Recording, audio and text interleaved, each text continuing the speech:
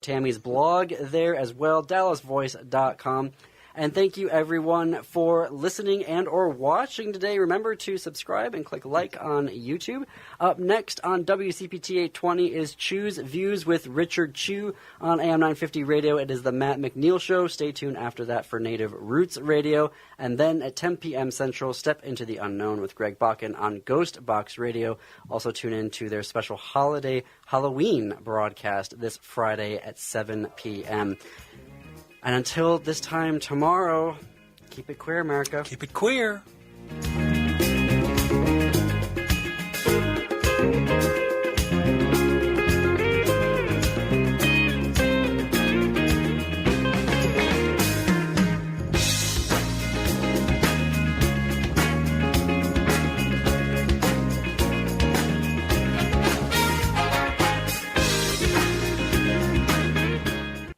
Has your gambling become a financial and emotional problem? Is your life unmanageable and you're starting to lose hope that you can put an end to the madness? You don't have to suffer alone. There is help. The members of Gamblers Anonymous are ready to welcome and support you. We understand what you're going through. We have been where you are today.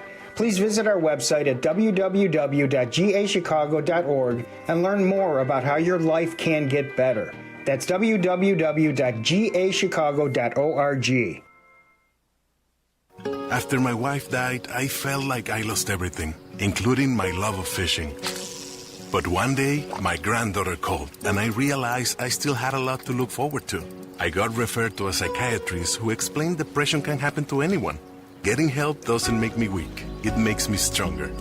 I just wish it made me better at fishing. Mental health care is working for Diego. See what it can do for you at mentalhealthcareworks.org. A message from the American Psychiatric Association Foundation. We are your relatives. We are your relations. Brothers, sisters, sons, daughters. And some of us are your grandchildren. We are your community. Historically, we held places of honor and respect. Because of the impact of colonization, some of us are rejected, thrown out from family, friends, and community, set up as targets for sexual violence, sex trafficked, humiliated, tortured, and murdered. Everybody has the right to be safe. We are your relatives. Remember, homophobia is not traditional. Sponsored by the Minnesota Indian Women's Sexual Assault Coalition. So I could play sports and see my friends without having to worry about anything. I'm ready for concerts to be back and just have a life again. So I can actually eat pizza at my favorite pizza place. Because I'm ready to travel again. So that I can sit on the couch, read my granddaughter books, and hug her when there's a happy ending. We each have our own reason for why we're getting vaccinated against COVID-19. What will yours be? Visit getvaccineanswers.org for information on the COVID-19 vaccines. It's up to you. Brought to you by the Ad Council. A tree can be a warrior, battling global challenges with greater courage. A tree can be a solution, cleaning our air, supporting our communities, and protecting our wildlife. A tree can be noble, growing hope in every corner of the world. That's why now is the time for trees. Millions of trees. Join our planting movement at arborday.org. When facts matter, you turn to WCPT 820, Chicago's progressive talk. A fair balance where the facts come out. Real news, real talk. AP News, I'm Marcela Sanchez. AP correspondent Donna Warder has the latest on Hurricane Melissa. Hurricane Melissa made landfall overnight in Cuba as a Category 3 hurricane. Hurricane specialist Brad Reinhardt of the National Hurricane Center in Miami says Melissa isn't as strong as when it pummeled Jamaica, but it's still powerful enough to generate a storm surge of up to 12 feet. So it's going to remain a pretty powerful system for the next several days as it moves across the northern Atlantic. Reinhardt says next for Melissa, the Bahamas. So it's going to continue moving off to the northeast and eventually pass near or to the west of Bermuda later on Thursday and Thursday night as a hurricane. Meanwhile, Jamaica is assessing the damage. Local disaster officials say there's extensive damage in southern Jamaica, and the southwestern parish of St. Elizabeth is underwater. More than 500,000 homes and businesses are without power. I'm Donna Warder. Israel's military says the ceasefire was back on in Gaza after it carried out heavy airstrikes overnight across the Palestinian territory. Local hospitals say over 100 people were killed. Israeli Prime Minister Benjamin Netanyahu ordered the strikes. He's accused Hamas of violating the ceasefire when the militant group handed over body parts that Israel said were the partial remains of a hostage recovered earlier in the war. In response to the strikes, Hamas said it would delay handing over the body of another hostage. President Trump says he's made progress on trade with South Korea. He did not provide any details, and neither has the White House. A sticking point in negotiations has been Trump's desire for South Korea to invest $350 billion in the U.S. Tomorrow he'll meet with Chinese President Xi Jinping in South Korea and says he's optimistic about the talks ahead. And world shares were mostly higher ahead of a possible interest rate cut by the U.S. Federal Reserve today. This is AP News. AP correspondent Ed Donahue reports on a court ruling involving government job cuts. A judge is extending an order barring the Trump administration from firing federal workers during the government shutdown. Federal Judge Susan Ilston granted a preliminary injunction that bars the firings while a lawsuit challenging them plays out. The order is now in effect indefinitely. Ilston was nominated by President Bill Clinton and says she believes the evidence will ultimately show the mass firings were illegal and in excess of authority. Lawyers for the government say the district court does not have the authority to hear personnel challenges, and President Trump has broad authority to reduce the federal workforce as he pledged to do during the campaign. The president of the American Federation of Government Employees says President Trump is illegally firing thousands of federal workers, specifically those carrying out programs and policies the administration finds objectionable. I'm Ed Donahue. And I'm Marcela Sanchez, AP News. This is 820 AM, WCPT Willow Springs, and streaming worldwide at WCPT820.com. We are Chicago's progressive talk, where facts matter. Now, your WCPT 820 weather update. From the Weatherology Weather Center, I'm meteorologist Jennifer Wojcicki. Skies will become mostly sunny here for today with a high into the mid-50s. Breezy northeast winds around 15 to 20 miles per hour, gusting as high as 30. Then for tonight, partly cloudy, a low near 45. By Thursday, mostly sunny, high around 56 degrees. And Friday, partial sunshine, high 55. Saturday, slight chance for rain late, a high around 52. That's your latest Chicago weather update. Currently, it's 48. Drivers who switch and save with Progressive could save hundreds. With that kind of money, you could go big time. The next time you're out to dinner with friends, you can order the shrimp cocktail for the table. And maybe you'll realize it only comes with 4 shrimp after you've already given away 3, but that one shrimp will be so good. And if you switch and save hundreds, you can get shrimp all the time. Switch to Progressive and you could save big time. For shrimp. Progressive Casualty Insurance Company and affiliates, not available in all states. Potential savings will vary. This is WCPT 820, where facts matter. Welcome to Choose Views with Richard Chew. Get ready to dive into a world of insightful conversations and thought-provoking discussions. As progressives, our job is to have an all-inclusive, full-on assault with all of our players. A show that focuses on moving our political, social, economic, gender, and cultural conversation forward. And all of our players means all of our players. It's Choose Views. And now, here's your host, Richard Chew. Good Wednesday morning, progressives. Chins up. Shoulders back. It's time to fight. Wake up, wake up, wake up. Let's go.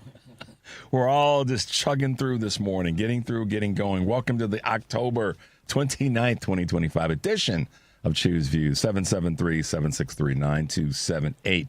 Find my show on Facebook Live, TuneIn Radio, heartlandsignal.com, and YouTube, of course. Email me at richard@wcpt820.com and follow me on X, Instagram, LinkedIn, Facebook, Blue Sky, Substack, and Threads.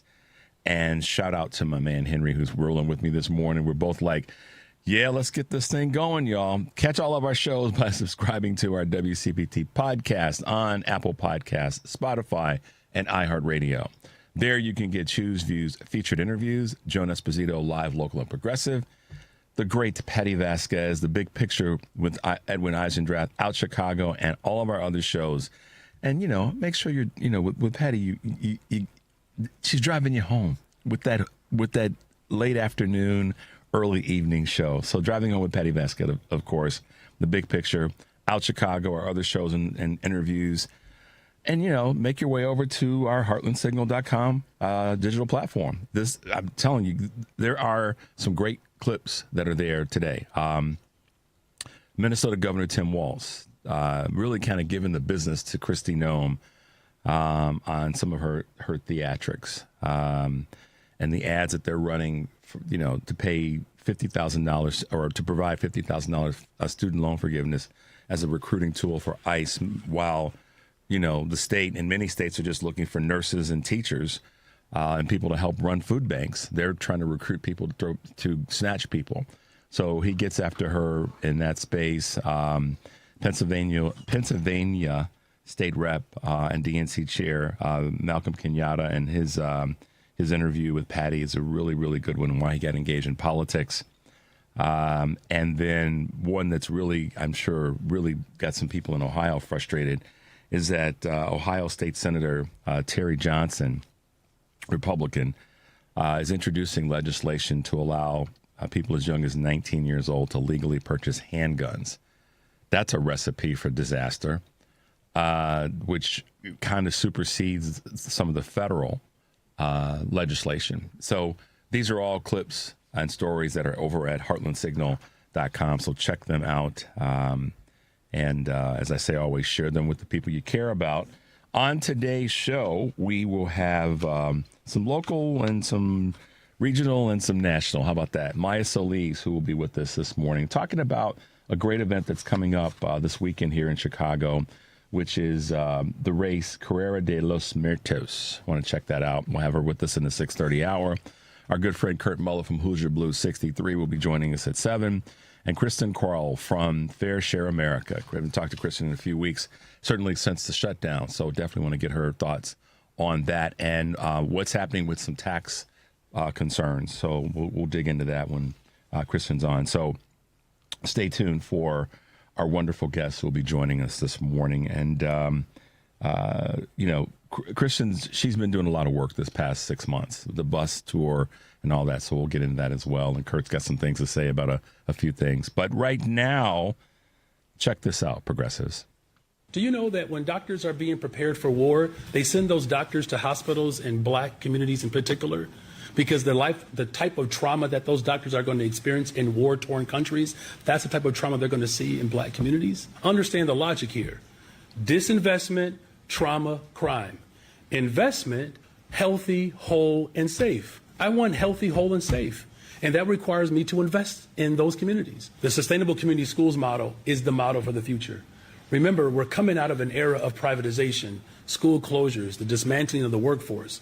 Now we're moving in a direction where the community actually gets to play a part in the overall direction of how a school shows up for that particular community. Don't you think that's a worthwhile investment to ensure that parents are empowered in the direction of their child's education? Don't you think that's the best type of investment where children actually receive full wraparound services, particularly in neighborhoods where trauma is quite pervasive and rampant? And so these circumstances and conditions in which too many people are living in, I don't want people to take this lightly and for granted. That to question our investment in communities that have been historically disinvested in, I actually find that to be, quite frankly, if I'm being dishonest, I actually find it to be appalling. We should never question when we're investing in people who are barely breaking even every single day. The cumulative wealth of black folks is $0, and people are questioning whether or not we should invest in those communities. So I'm going to continue to do that, and we're going to continue to work with the state of Illinois to make sure that, this headline one day reads that the state of Illinois showed up for the people of Chicago with $1.6 billion. So this struck me in a couple of different ways. First of all, he's right. We'll just start there. It's common sense. I talked about this earlier in the week, Henry, in terms of the importance of common sense coming back to the table. This is common sense. You don't invest in an area. You don't take care. You don't weed your yard. Your weeds going to grow. And it's a similar. I'm trying not to oversimplify it. But if you don't, at some point invest in yourself and take a shower and take a bath or keep yourself breathing, you're gonna see the downside of that. And the list goes on of all these things that if we don't do, there's an other side, an opposite side of that creates a problem for us as individuals and then as a greater community.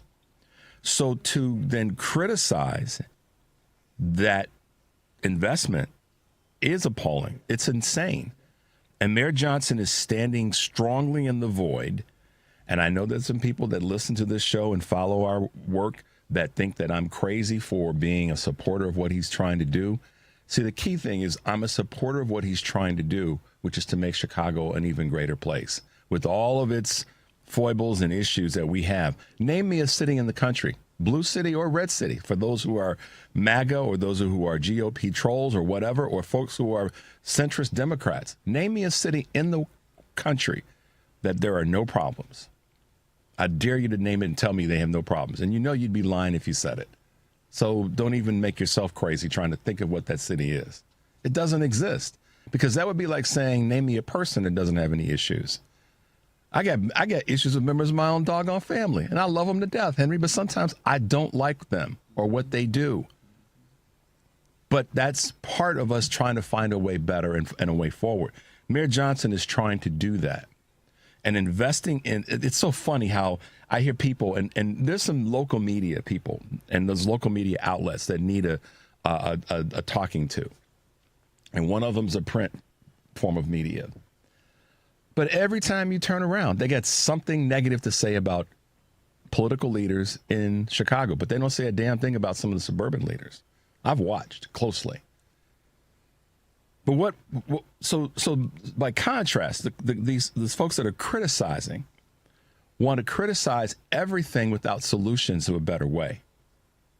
That's what always makes me laugh. The criticism to a better way. Where are the solutions to a better way? Just criticism. That tells me that their agenda is really more about what the owners of the media outlets want to perpetrate than solving problems. Mayor Johnson is trying to solve problems. This is a template that is something that can be used in some cases by other leaders, is to invest in the people that are part of that community. What's happening with ICE, Mayor Johnson standing in the void, as Governor Pritzker is and the county leaders are and state legislators are. So I know that you guys hear me say this a lot. You probably should guess that I believe in it because I say it a lot. I'm going to be critical and observational and all those things, but to a direction or to an end that is to help our leaders do a better job. Rather than, I saw this great clip, Henry, from this guy that I'm trying to connect with and get on the show. Rather than just criticizing what our leaders are doing on the left or center left or whatever, or Democratic leaders, spend your energy going after the people on the right who are tearing down and pulling away. And so one of the things that I found was really interesting, you guys probably saw this, Riley Gaines, the swimmer, has been going after ALC about her position on trans athletes and transgender citizens of our country. And ALC shot back with, why don't you put some of that energy, I'm paraphrasing, maybe you should put some of that energy toward, swimming a little bit better rather than, coming in fifth place next time. And the point I'm making is, we have to be prepared to defend our leaders when they do good things. And when they don't do something we want or we think is the best thing, we have to be prepared to not just call them out, but help them make a better decision. There's a difference between just calling somebody out and then versus acknowledging what's happened and then helping them make a better decision. That's what we have a responsibility to do. Mayor Johnson is trying his best to do that. And this reinvestment is about improving communities and about improving people's lives. And I would say that by comparison to what the federal administration is doing right now, which is to take money out of, Mayor Johnson is putting it in a different direction, and other Democratic leaders are doing the same thing, is making a decision to invest in the people that are part of the community. So there you go. We're going to take a quick break, come back, grab a quick call. The number is 773-763-9278. You're listening to Choose Views on WCPT AM 820 in Chicago and WARR 1520 AM and 103.5 FM from Warren County, North Carolina. I'm Richard Chu. We'll be right back.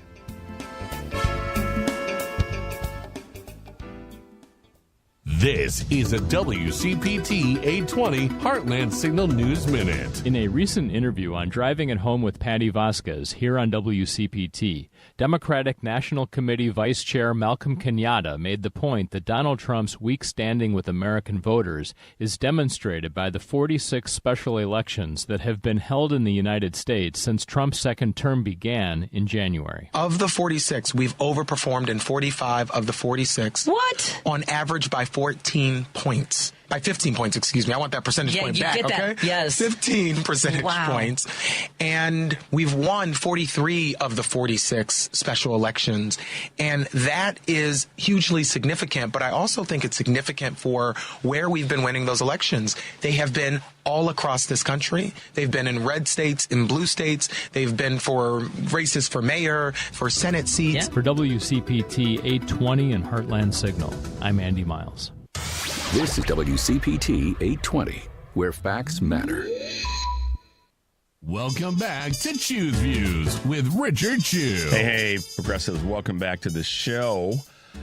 All right, a couple quick Choose Views news items so we can stay on track today in this October 29th, 2025. The Fed is mulling, as you know, the rate cuts and the possibility that's coming from there.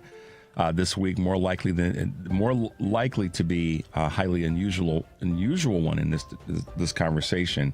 Many had expected the central bank to lower its benchmark interest rate by 1/4 percentage point.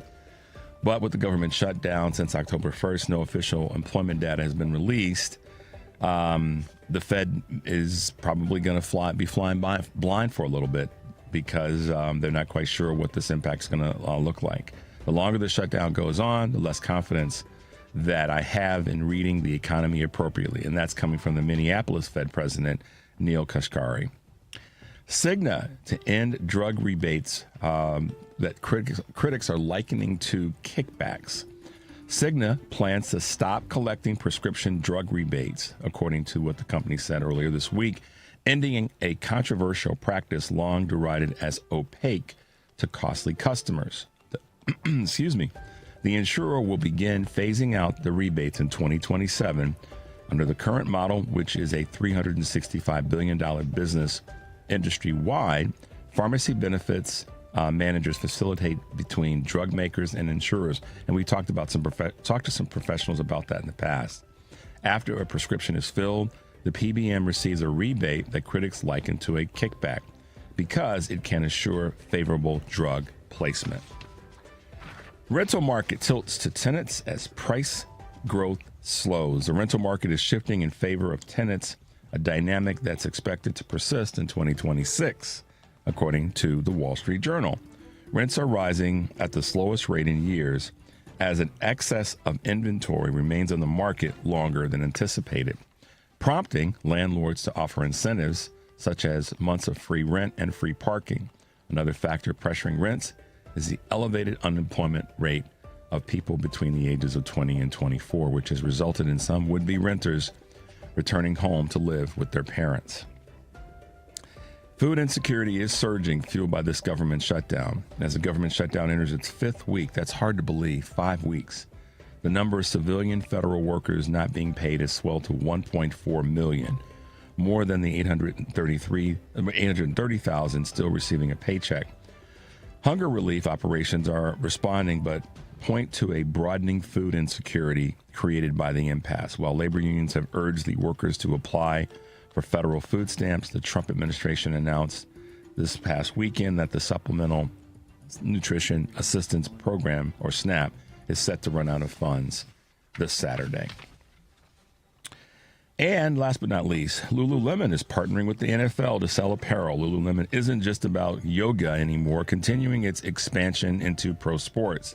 The athletic apparel retailer said earlier this week in striking a deal with the NFL to produce men's and women's clothing for all 32 teams. Coming on the heels of a similar deal with the NHL, National Hockey League, the move marks Lululemon's attempt to reverse a slump that has hammered their business shares for years. The new collection, available in partnership with the NFL and Fanatics, will feature hoodies and other apparel from its men's and women's lines like Steady State, Define, and Scuba.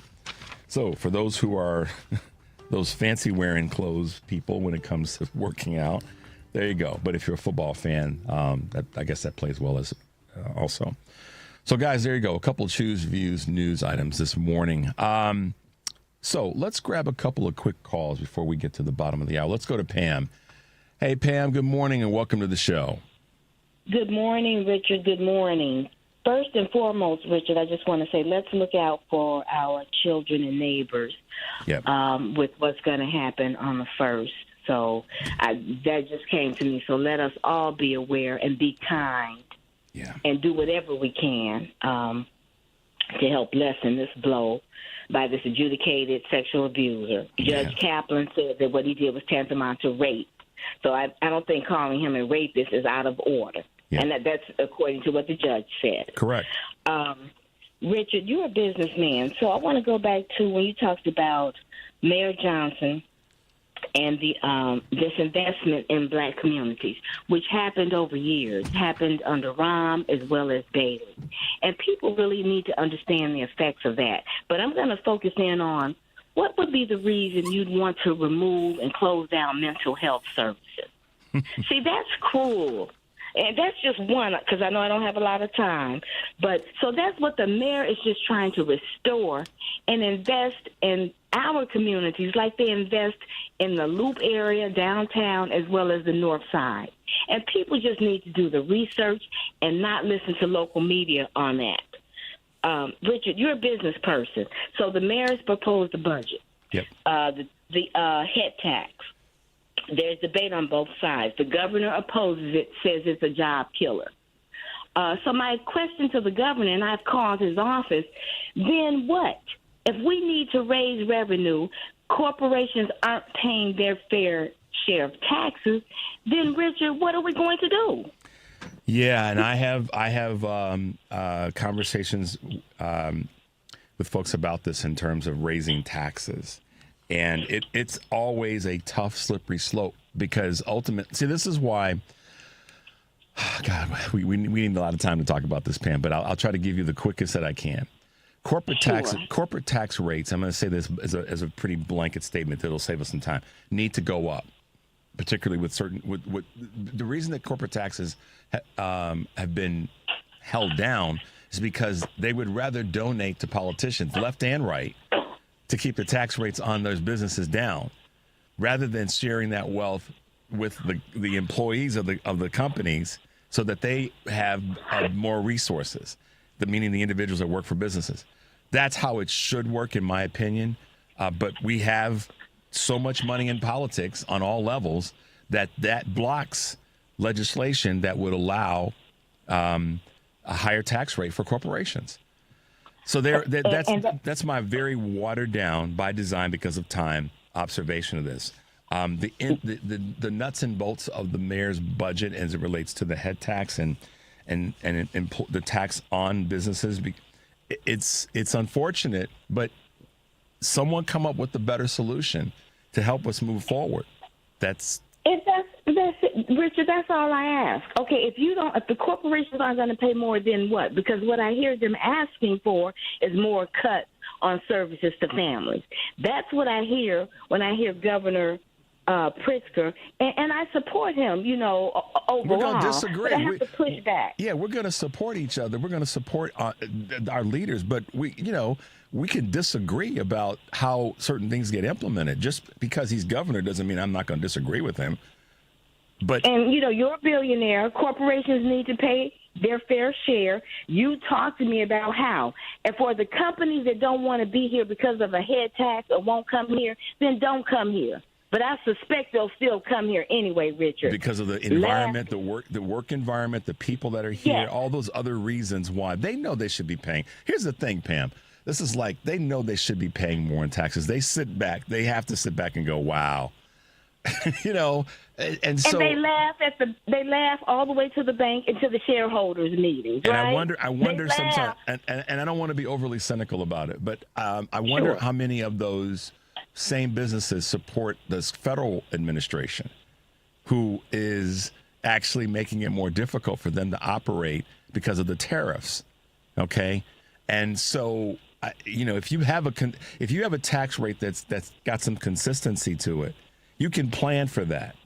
But when you have tariffs that are a tax, as you've retrained me to think, a little joke there, then you can't plan around that. So how about some of the people that are upset?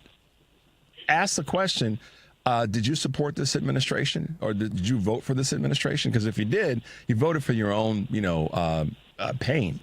So it's a slippery slope, dicey area. I admit that for anybody that's sitting back that's upset with me for how I phrased it. I get it. So, Pam. But it's a fair question.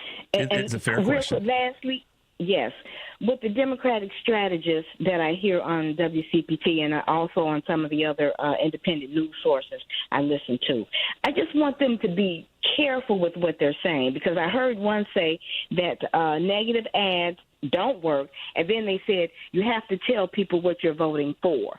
Well, that was just the opposite with the adjudicated sexual abuser and how he ran. He ran calling VP Harris dumb, garbage, a B, and an H.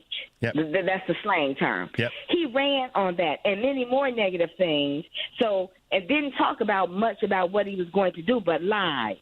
So I just want us to be clear about that. That strategy is working in some aspects of politics. Now, perhaps we don't want to subscribe to it, Richard, but I'm saying to say it doesn't work, because there was a clear message from Harris about helping families, and that didn't go over. So I just want to be the Democratic strategists. Be careful. There's a couple things here. First of all, I agree. Democratic strategists of all shapes, forms, and sizes have got to be very careful there with overly criticizing Democrats. I talked to them on my show. I've seen them on other platforms. They have to be very careful in this constant need to keep regurgitating the criticism of Democrats. We all know that things need to be fixed. We get that. But this over-criticism is a slippery slope. One. Part two, Pam. We have to do both. We have to talk about what we're not going to vote for or tolerate any longer, and then what we are going to vote for. Right now we have to do both. I know people say, well, tell me what to vote for the Democrats. Give me something to vote for rather than to vote against. We need to do both. We need to vote against this carnage. We need to vote against this carnage, and we need to vote for the ideas and all the platform that Democrats want to stand behind. I think it's a bad idea to just to sort of pretend like all this craziness that's happening didn't happen as we go forward. I think it has to be identified, but in a way that says, here's what the Republicans across the board, state, local, state, and federal have done to you. Here's why you want to vote for us, because we're going to change that. We're going to move us in a different direction. To just skip past it like it didn't happen and not talk about it, I think is as much of a mistake as it is to just talk about, to be negative. We have to be both. And I appreciate that. I appreciate that, Richard. And let's also make sure, I want to hear them say they're going to repeal this big nasty bill that the Republicans put forth. Talk about repealing it, just like they talked about repealing Obamacare. When we get in office, here's what we're going to reset the clock in these 5 areas. Thank you. I want that to Richard, that's it. That covers both. They did this to us. We're going to fix it. Here's how. Sorry, Pam. I didn't mean it. You're laying it out. That's what I want to hear. They did this. We're going to do this. And this is going to improve what? Bingo. I mean, right? Give us the when, where, how of it all. Bingo. Thank you, Richard. Thank you, Pam. Have a great day. Always good to hear your voice. You too. All right. Bye-bye. Guys, we're going to take a quick break. Pam gets, I don't know what it is about Pam. Doggone it. She gets me riled up, man. Thank you, Pam. 773-763-9278. You're listening to Choose Views on WCPT AM 820 in Chicago and WARR from Warren County, North Carolina. I'm Richard Chu. We'll be right back.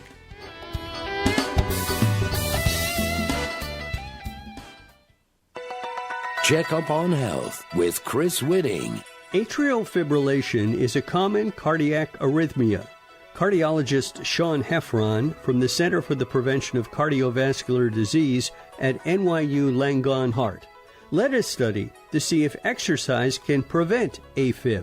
When we looked at people who got 150 minutes of moderate intensity physical activity a week, there was a 60% reduction in the likelihood of developing atrial fibrillation versus those who participated in less than 30 minutes per week of moderate to vigorous physical activity. And you may not need a gym membership. Moderate intensity physical activity is a brisk walk of about 3 miles per hour. Likewise, gardening or some household chores qualifies as moderate intensity physical activity. With Checkup on Health, I'm Chris Whitting.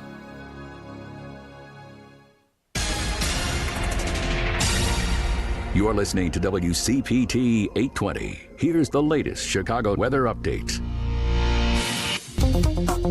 From the Weatherology Weather Center, I'm meteorologist Jennifer Wojcicki. Skies will become mostly sunny here for today with a high into the mid-50s. Breezy northeast winds around 15 to 20 miles per hour, gusting as high as 30. Then for tonight, partly cloudy, a low near 45. By Thursday, mostly sunny, high around 56 degrees. And Friday, partial sunshine, high 55. Saturday, slight chance for rain late, a high around 52. That's your latest Chicago weather update. Currently, it's 49. You're listening to WCPT 820 because facts matter. Welcome back to Choose Views with Richard Chew. Hey, guys, welcome back to the show, Choose Views, here on WCPT, 773-763-9278. Always great to hear from Pam. She gets me fired up. That's a good thing because she's speaking truth, and that's where we all need to be. Our systems are not perfect, you guys. That's why I started with the clip from Mayor Johnson. Whether it be him or Pritzker or Newsom or any of our other folks, Moore, the list goes on. Shapiro, whoever it is. They're not perfect. We're working to help them do better. But don't just come to the table whining. That's the problem. One of the problems, not the problem. We have to come to the table with ideas about making things better. This whining is not going to get us across the finish line. I'm telling you it's not. It's got to be about, okay, that's not perfect, but that's going to move us along. Okay, that's not. Remember when I said earlier, not today, but earlier this week, and last week, incremental, bit by bit. All right. Local folks are a big part of that. And oftentimes local events are things that bring communities together, make it fun, get out and about. I mean, the protests that we had weekend before last brought lots of people out and about.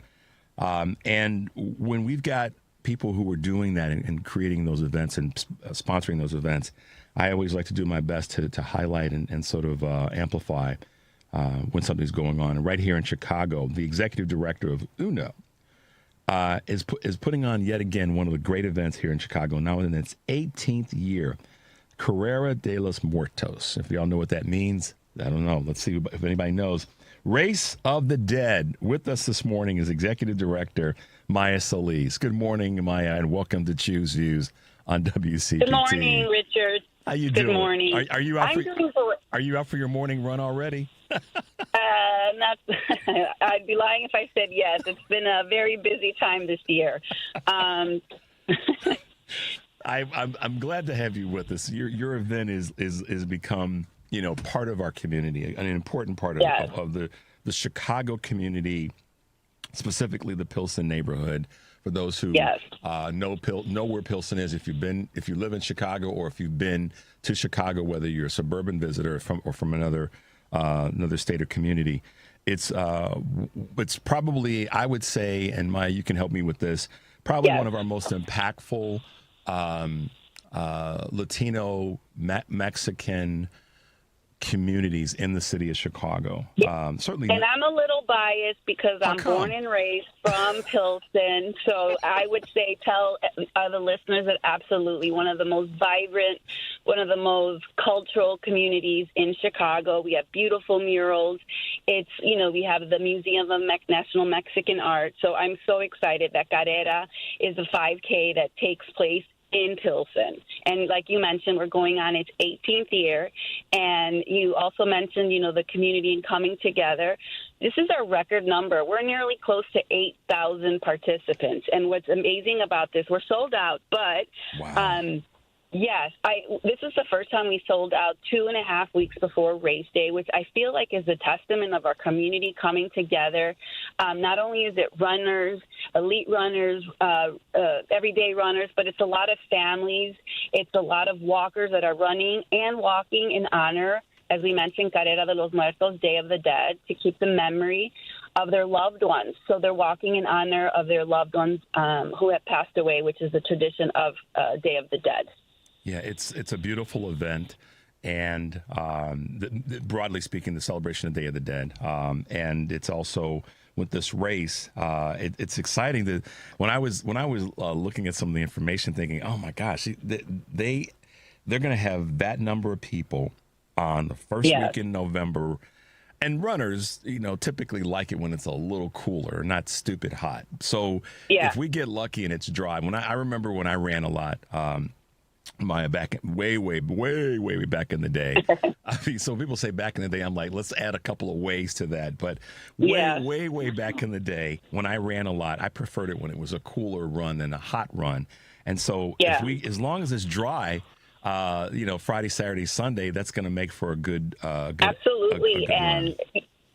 And it will, rain or shine, it's going on. There'll be a lot of activities to keep you warm. There's a program. It's at Benito Juarez High School, which is the only public high school in Pilsen. So you'll start your day, with warm-up music, a lot of vendors, a lot of artisans. You'll run, come back, and it's a celebration. It's a celebration of our community, our culture, and honoring people for Day of the Dead. So it's a great, fun time. And it's one of these events that is so important to unity and strength in a community. Talk a little bit about that part of this event, if you would.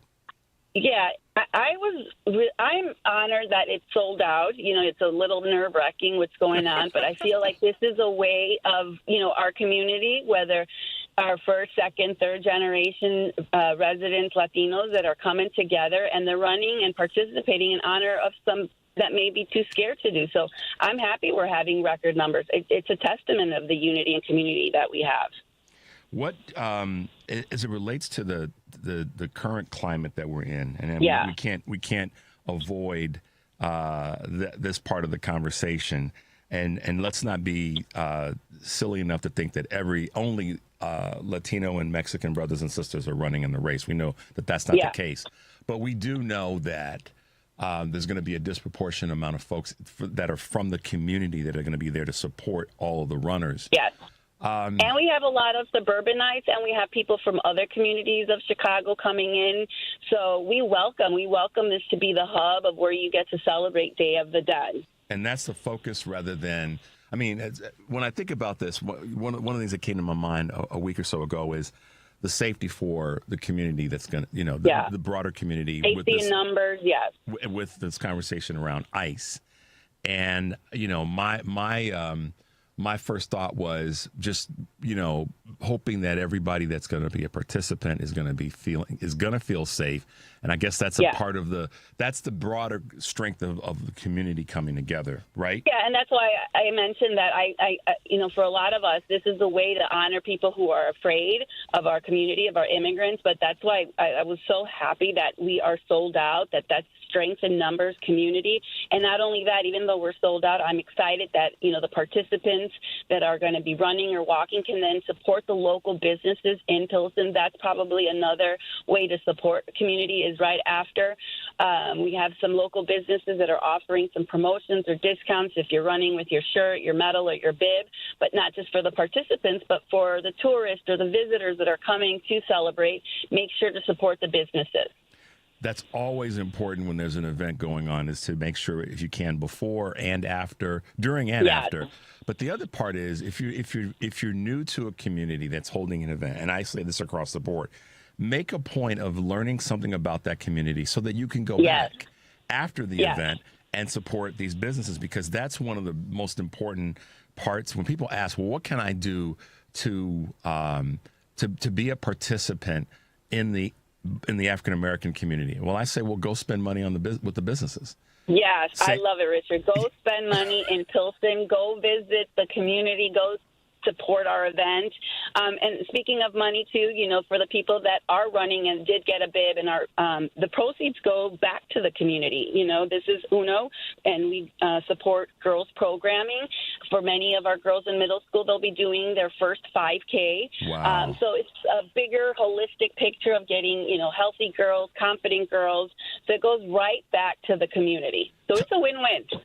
Maya, talk a little bit about that. Girls Empowered and Run Her. Yeah. Talk about that, because you've been an integral part of those organizations and their success. Yeah. Thank you for giving me this opportunity. I'm so proud of these programs. I'm so proud of the girls. Girls Empowered works with middle school and high school girls on their confidence, leadership skills.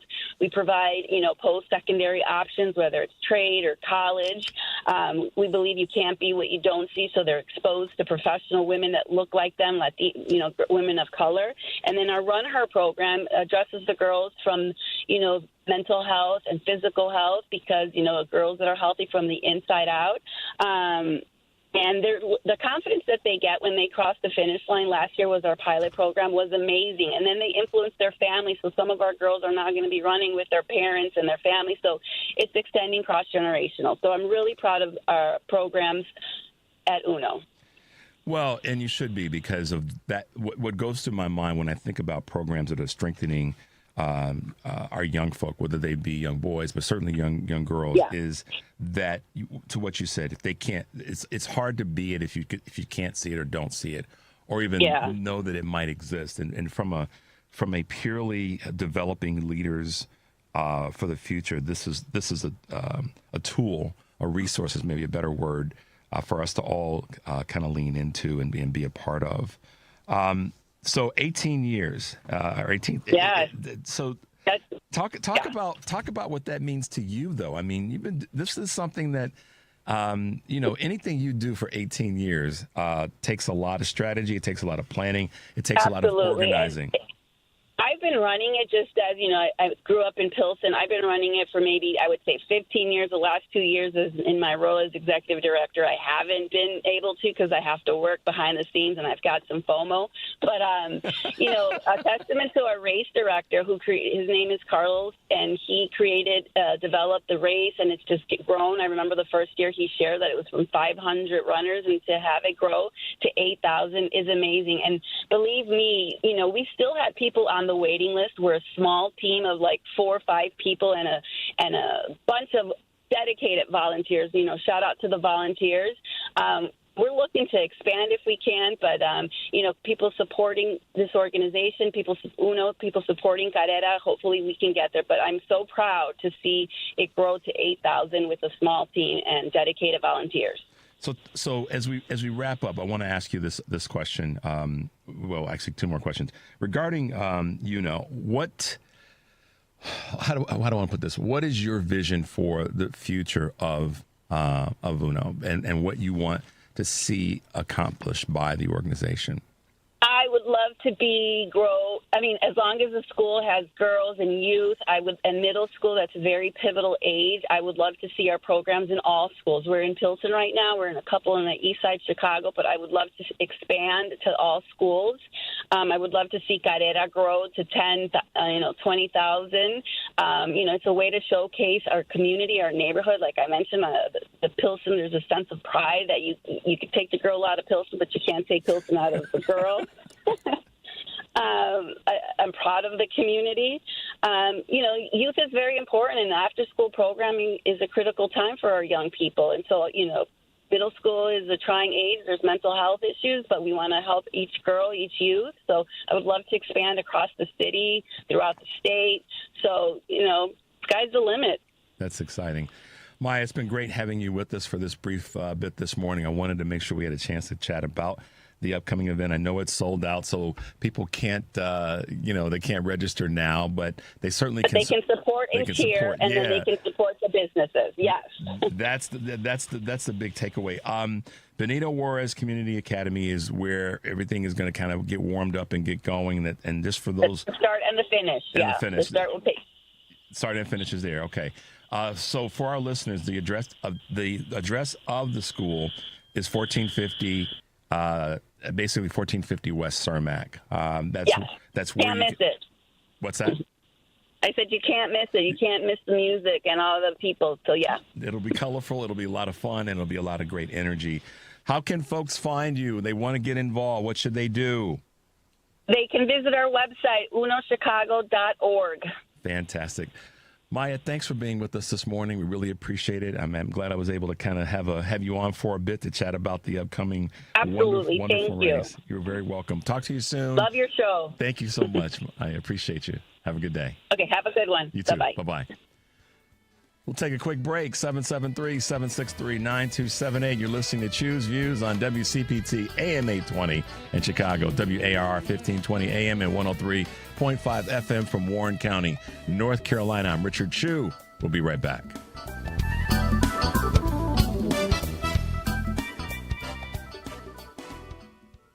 What is your healing power? Maybe your healing power is helping veterans with PTSD, traumatic brain injuries, depression, anxiety, or loneliness.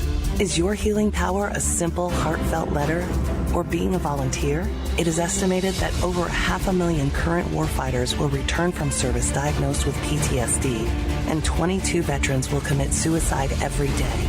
Our veterans have paid the ultimate sacrifice for our country. At healvets.org, you can find out more about the healing power of pen pals, volunteers, therapy kits, and more. Discover your healing power at healvets.org. Help Heal Veterans, together with you, has been helping one recovering veteran at a time. We are helping veterans heal together. What is your healing power? To find out about your power, visit healvets.org. This PSA is sponsored by Help Heal Veterans. Alexa, play WCPT. WCPT from TuneIn. This is Choose Views with Richard Chu. Hey guys, welcome back to the show. And speaking of shows, today on Live, Local, and Progressive, Joan Esposito will be talking to Margaret Donovan, attorney at Koskoff, and Bider. Visiting clinical lecturer at Yale Law School and former assistant United States attorney for the District of Connecticut. That should be a great interview. David Lyman, former Providence, Rhode Island news anchor, and Chris Burry, senior journalist in residence at DePaul University. That's Live, Local, and Progressive, weekdays 2 to 5 here on WCPT AM 820, heartlandsignal.com, and tune in. Tonight on Driving It Home, Patty Vasquez will be joined by car guy Tom Appel, host of the Consumer Guide Car Stuff podcast. At 6, Patty joins with the Up North podcast with Minocqua Brewing Company and contributors Kirk Bankstead, Ben Kamenos, and Amy Thomas. This time, Tom Hartman will be joining the conversation as well. Driving It Home with Patty Vasquez, weekdays 5 to 7 Central, AM 820 on WCPT, of course, Heartland Signal website, tune in, YouTube and Facebook. And then tomorrow on Choose Views, that's Thursday, Margaret Donovan will be joining us as well. And that's going to be to talk a lot about what's happening with our current legal affairs and how attorneys are looking at what's happening in the country. Miles Taylor, political commentator, is former senior Trump administration official and author of A Warning, along with Representative CEO Maria McFarland Sanchez Marino. It's a lot of words, guys. Demi Pololchek, community activist and candidate for Illinois' House in the 13th District, will also be joining us. So there you go. And check out our podcast, mine, the Choose Views featured interviews and full episodes. Podcasts are available on Spotify, Apple Podcasts, TuneIn, iHeart, YouTube, and Amazon Music. Search for Choose Views and visit our brand new podcast page, where heartlandsignal.com/podcast. The latest additions to my featured interviews podcast are Stacey Davis Gates, Chicago Teachers Union president and new president of the Illinois Federation of Teachers, Liz Abenow, founder and owner-operator of 40 Acres Fresh Market, UIC historian Kevin Schultz with Karen Byrne, legal scholar and author Leah Littman, Texas State Rep Gene Wu, Chicago Mayor Brandon Johnson, and author Gloria Brown Marshall. You can get all those at our podcast. So check us out. Check me out. Check Choose Views out. That's right. Pass it on. Share it with those who you care about. All right, let's see. Henry, why don't we grab a quick call? Let's see what Andre has to say this morning. Good morning, Andre, and welcome to the show. Hey, good morning to you, Mr. Chu. Thank you for having me. Have you been okay?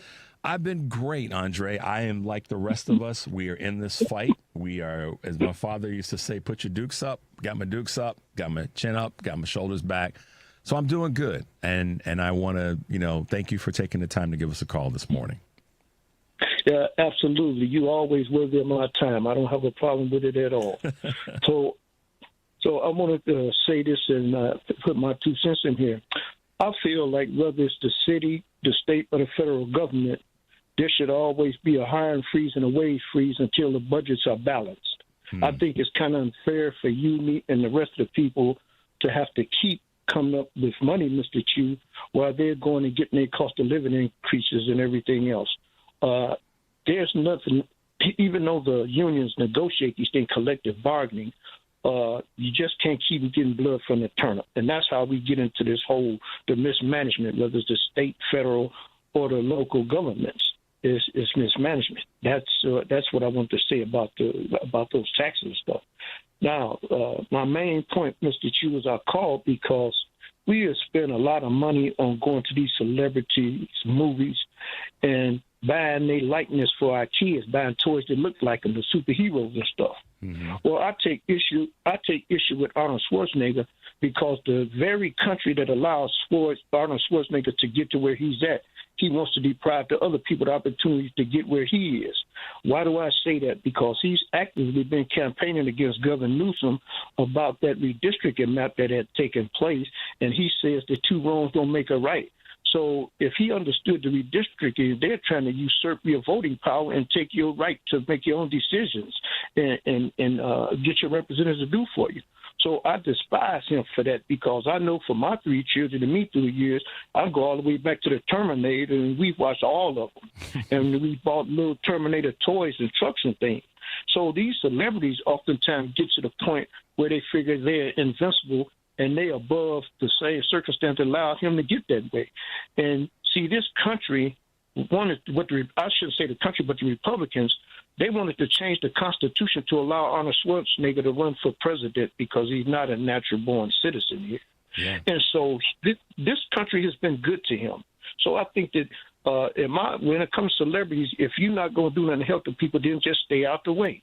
Just remain silent. He's going to be wealthy, and he's going to survive no matter what.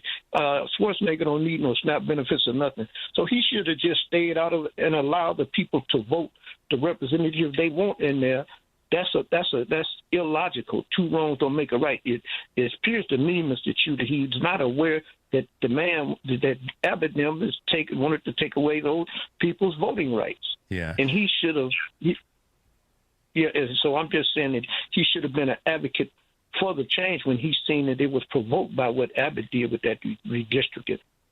A lot of people, first of all, Andre, thank you for both of your points that you presented to us this morning about, if folks that are elected to political office aren't going to get budgeting in place, then, the hiring freeze, that's an idea that a lot of people have presented in the past. And I actually, when I think about folks in our federal government that are not getting things in place, getting legislation in place, et cetera, and yet they're still getting paid. I know what's in the Constitution. I get that.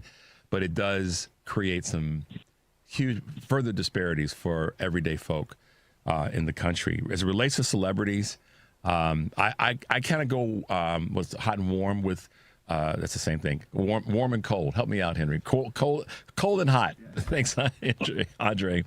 I go a little. It's a weird mix for me because sometimes people say things that are in that quote position of celebrity, sports or business or entertainment or whatever area of notoriety that they feel as though that they can say it because of that, when in fact the people that support their work may be people that are going to be harmed by the things that they're saying or that they're not saying, as it were. And so, Arnold has been a strong supporter of sort of middle of the road politics. In this case, I think he probably needed to sit on the sidelines or at least take up with the people that have supported him, because he's got to realize that the people, a large demographic that's followed Arnold for years, happens to be people of color, ironically, in his movies. And so the areas that are being redistricted in other states like Texas and in other red states, oftentimes those are the people that are going to be hurt. So for him to sort of lean into Prop 50 the way in which he has, I hear what you're saying, Andre, and I don't disagree. We've got a national fight, and individual states may have to do certain things that they haven't done in the past, like California's doing and like other states are looking at doing, to preserve our national fight. So I'm with you. I know where you're coming from on that, and I appreciate you leaning into it. Yeah, thank you, Mr. Chu. We have to preserve our democracy. Yeah, we do. Andre, thank you for your call, and thanks for your contribution as always. All right, have a great day. Yeah, I mean, listen, we all know, we all have our celebrities that we follow, whatever the category is, whether it be in the entertainment industry, whether it be in business, or whether it be in sports, and even celebrities in politics, if you will. But, sometimes I think that the voices that come from certain, or the comments that come from certain voices, they got to think about it past just that, the extent of their arm. And in this case, Prop 50 is designed to help in preserving our national, the importance of our national democracy. Texas doing what it did, the response from California and Governor Newsom, I think, is appropriate because it's about the national conversation. Trump didn't call Abbott to say, hey, get me some more seats because I want to see Texas do well. He did that because he wants to prevent the House from going to the Democrats. It's that simple. So Gavin Newsom and other Democrats have said, we've got to fight differently. And if we don't, then it's our fault for not fighting differently. We've got to we got to win this battle this fight right now. And that means we got to preserve this part of it, which is not letting House representative seats be taken away, or balancing it out so we don't further lose the House when we have an opportunity to take it back.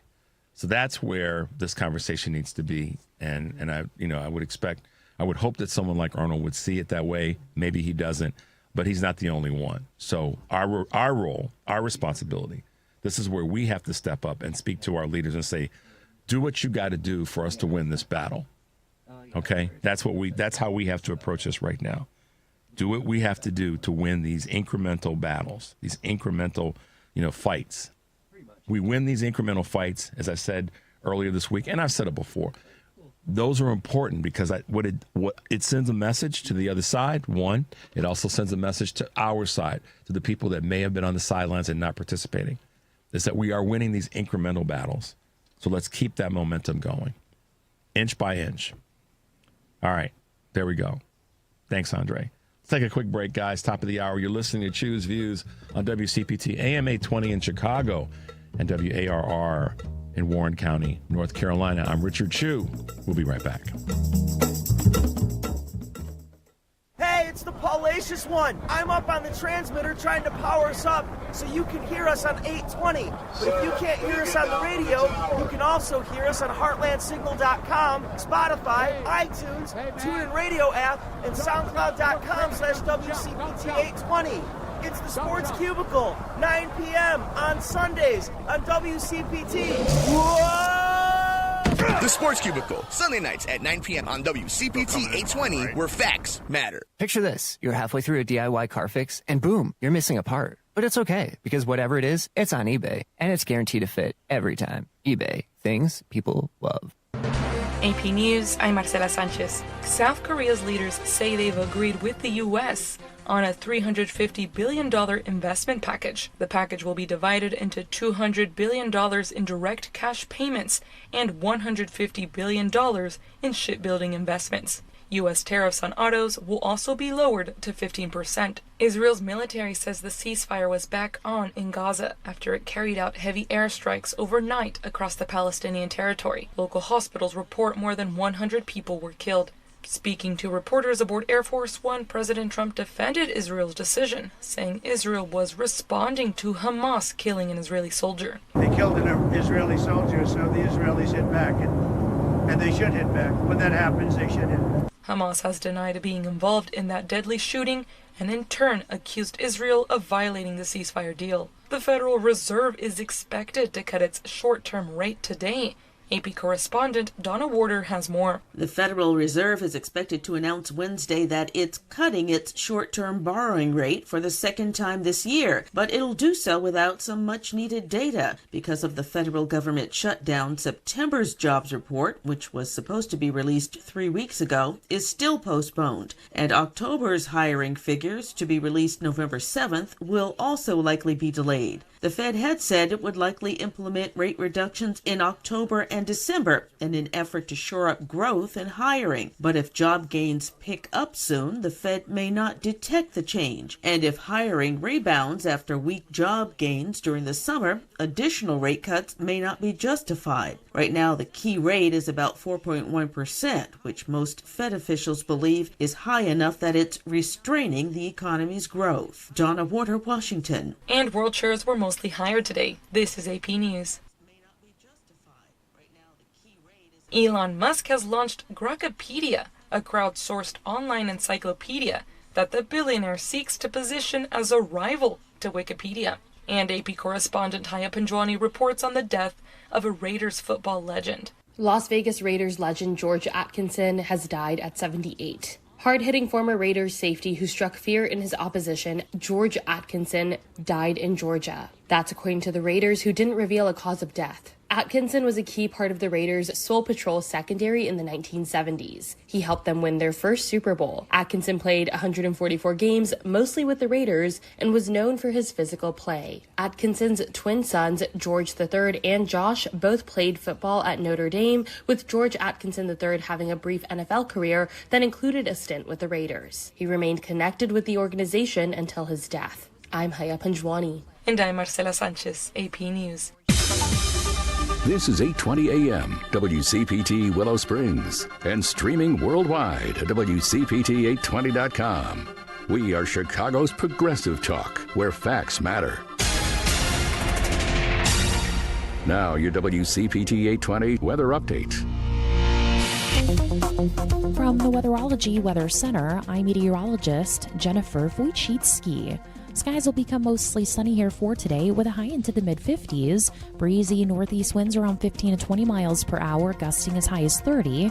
Then for tonight, partly cloudy, a low near 45. By Thursday, mostly sunny, high around 56 degrees. And Friday, partial sunshine, high 55.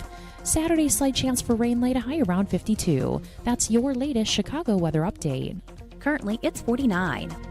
For nearly 2,000 severely injured veterans, everyday life has become filled with barriers. So we build specially adapted homes at Homes for Our Troops. And thanks to our donors and supporters, this life-changing gift of freedom is provided mortgage-free to these veterans. But we need you to join us, too, in completing this important mission. Please visit hfotusa.org and help build homes and rebuild lives. Chicago's progressive talk, WCPT 820, where facts matter. Welcome back to Choose Views with Richard Chew. How paint-licking dumb do you have to be to believe that this costs the same as this? Because this is the Amway Center. It was built in Orlando, Florida. It's now called the Kia Center. It was built for the Orlando Magic in 2010, around the same time that Obama's basketball court was built. And this cost $380 million to build. And I see people saying that this cost $376 million to build.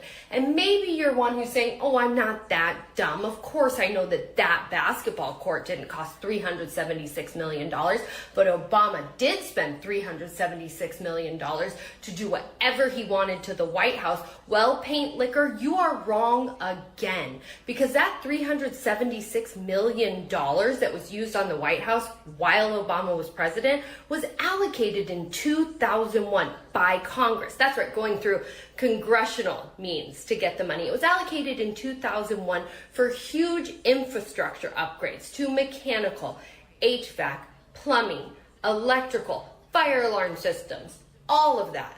And while some of the work was done before Obama was president, the big part, this whole project was called the White House Big Dig. So the big dig part was done while Obama was president in 2010. So no, Obama did not spend $376 million in any way, shape, or form. But you will find anything you can to justify what is happening right now. What is happening right now is that he found a loophole to tear down an entire wing of the White House to build a big gold gilded billionaires ballroom. And while you cried your eyes out over slavery supporters having their statues taken down, you don't have a bad word to utter about this. Kurt Mullett, how about that? You always know how to start it off, buddy. I love it. I was going to send it to you, but I thought, no, I don't want to spoil it because I know that you'll appreciate, because you and I hold back from cursing on the air, but I knew that it would be nice for you to go, doggone it, Richard, I want to be able to say those words. Welcome to the show. Happy Wednesday to you, my friend. Thank you. How you doing? Thank you, man. Thank you for having me again. I'm doing good. How are you doing? I'm doing great. I saw that. Great. And for just to let the listeners know, guys, this is from a woman named Nicole White, the author. She's pretty prolific in her work, but I saw this and I just thought, boy, does it really highlight I love her new label, Paint Liquor. I haven't seen that. Yeah, that is good. So anybody that wants the clip, just send me an email and I'll get it to you. But wow. But she's so right. I mean, people just get upset about the silliest stuff, but then go down this path of being frustrated and angry, but not having the facts together. And it just goes to show the fact that there are so many people that are part of MAGA and other groups that won't do the research, that won't take the time, that won't figure things out before they open their mouths and go, oh, but Obama did this. It's just like, do you understand how that played itself out? And I love how she breaks it down. So, and really basically all he did was added some lines to an existing tennis court that and then brought in a hoop. Yeah, I mean, the basketball court was exactly that. It was a tennis court. Yeah. He doesn't play tennis. He plays basketball. So he painted some lines differently and put a basketball goal in. Yeah. Pretty easy stuff. So, but anyhow, man. It's amazing. It's amazing. It's very amazing.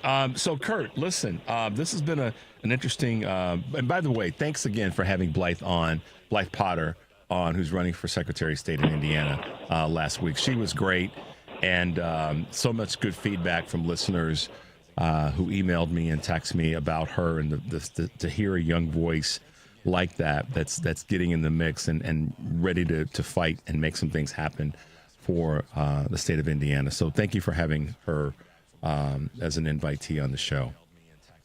Well, thanks for allowing her to be on your show. I mean, she's a great person, and I really hope that she has much success in her campaign, and I'm going to do everything I can to help her, because Indiana needs, every state, every community in this country needs smart, intelligent fearless women to be in positions of decision making.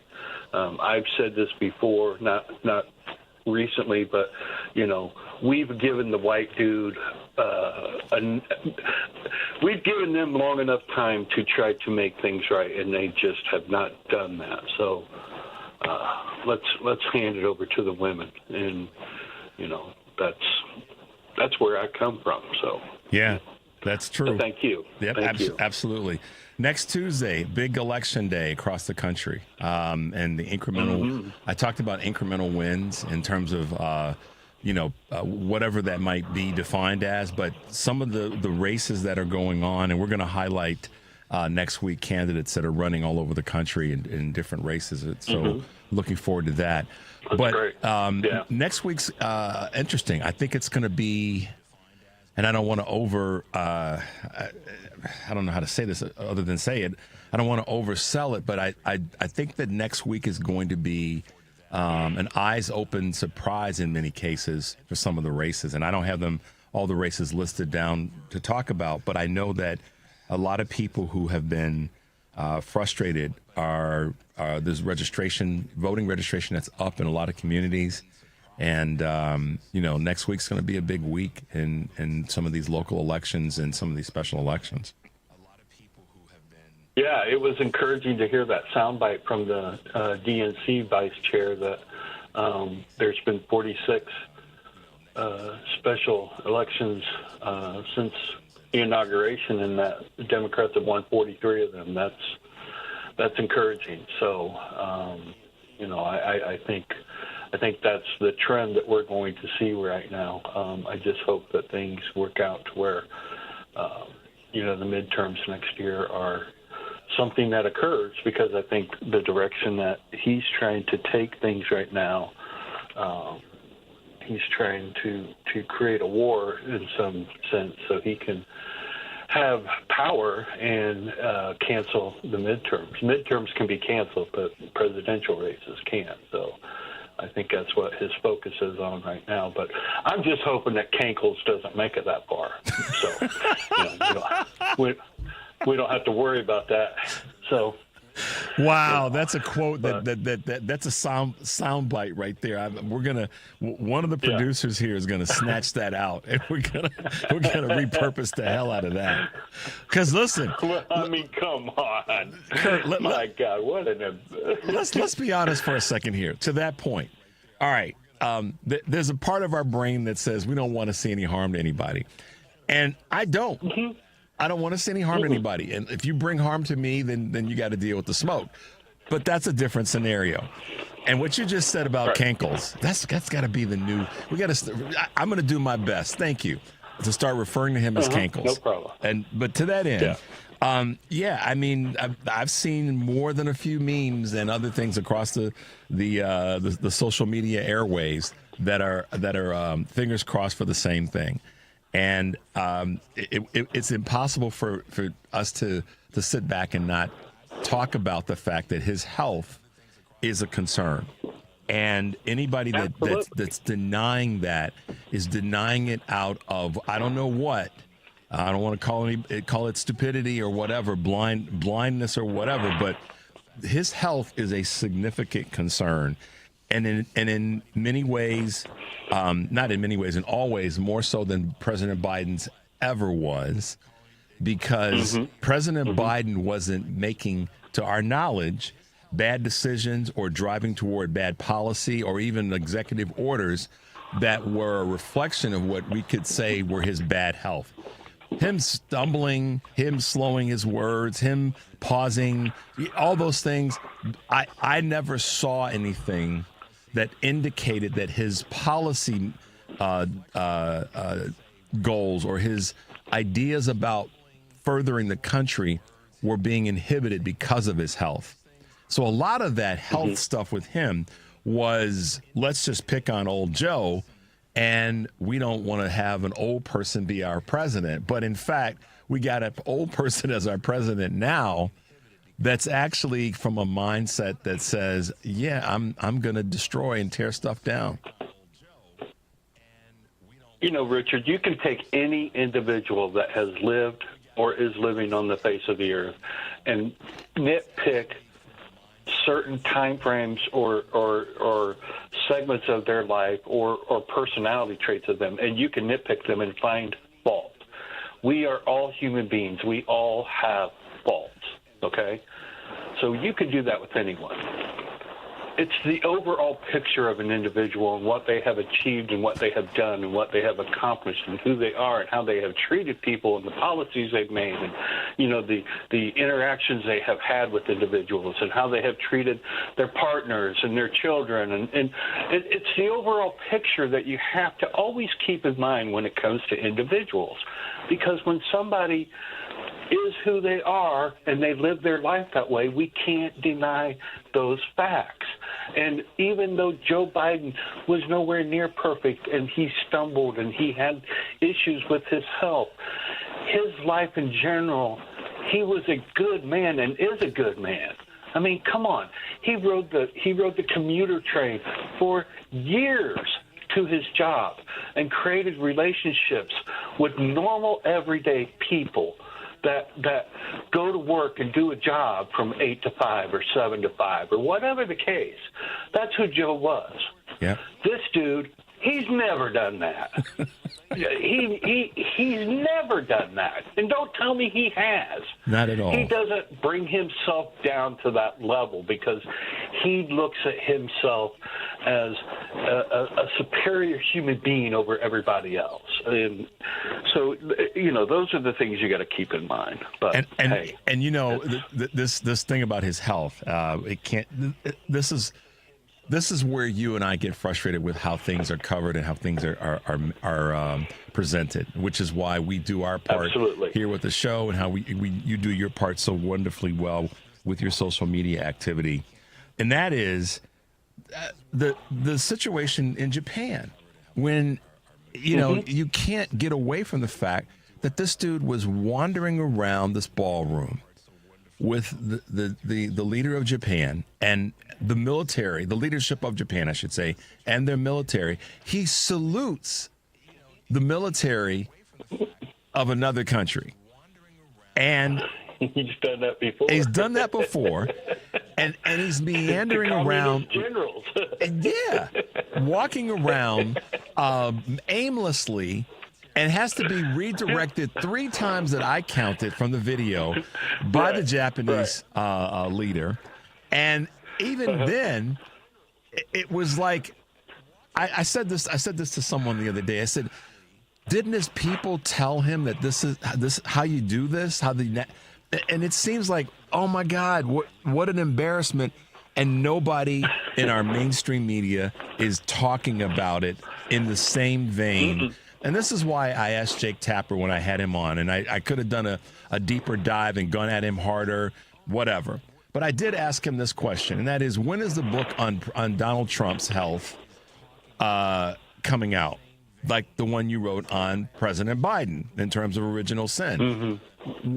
And so, you know, his response was his response. It was kind of milquetoast. But to that end, the mainstream media is not talking about this dude aimlessly walking around while he's with the Japanese prime minister. Yeah. You'll have to, on your own time, go to my Instagram page. I made a little reel about that yesterday. And if you're familiar with the Austin Powers series, there's a character that he plays that's his defense general or whatever. His name's Fat B. Oh, yes. Okay. Okay. So you'll have to go find that because I made a reel and I referenced that character, at what he looked like because the Sine, I can't remember her last name now. You can literally see in the video. It's like Donald, come here, over here, stand right over here, and he just like. I don't know, but you know, this is the world that we have, and this is why things are going to change when he, when he's no longer with us. Is because people are afraid of him. He intimidates people, and so nobody is going to speak up because they understand the wrath and the vengeance that he has. And so this is why so many of the mainstream media and people in his cabinet and whatever remain quiet. And Republican representatives that we put into office to, represent all of us. This is why they all keep quiet. And I think the day when he is no longer around, that's going to change. I truly believe that once he is gone, you're going to see a house crumble faster than you've ever seen before. Do you think there'll be, Kurt? Do you think that there will be an exhale moment? And you know what the exhale moment is. Do you think that the people on the right are going to have an exhale moment? Like we could not gather up the gumption to just shut him down. I know some people out there that would probably challenge you and me and say, no, this is what they wanted. And I know that there's a part of there's a part of society that this is what they've wanted. But do you think that there'll be an exhale moment from people on the right or in the center right? Absolutely. And Richard, you and I are smart enough to understand American history. They have always wanted this. They have always strived and pushed for what is happening right now. White supremacy and Christian nationalism is, come on, Civil War, and we can even go back farther than that, 1619. But let's go to the Civil War.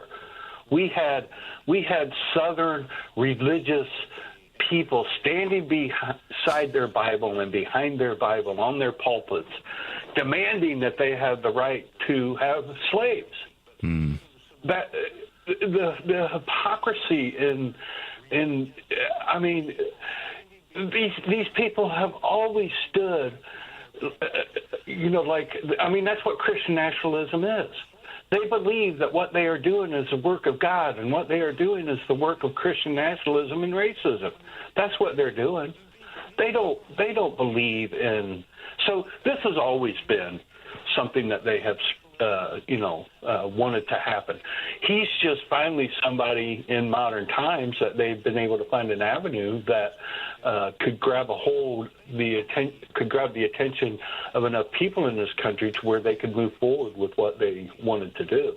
But I truly believe, and this is why I support young progressive liberals, is because let me tell you, these young progressive liberals who have a completely different ideology than the old gatekeepers of our party, they don't like this.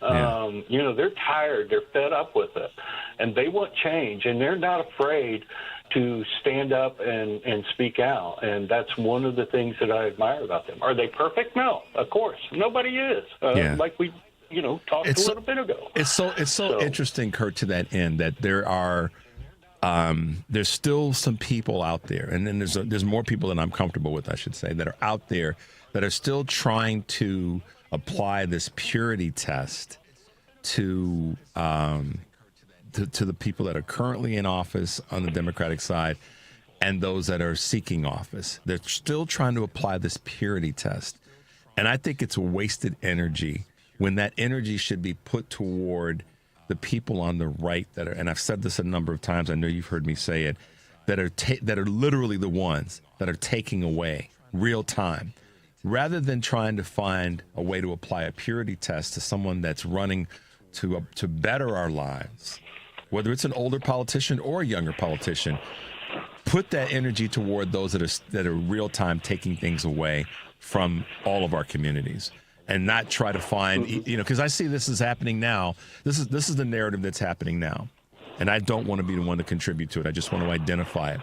Now people are trying to say that the younger voices are just angry. They don't have a plan. They don't know what they're talking about.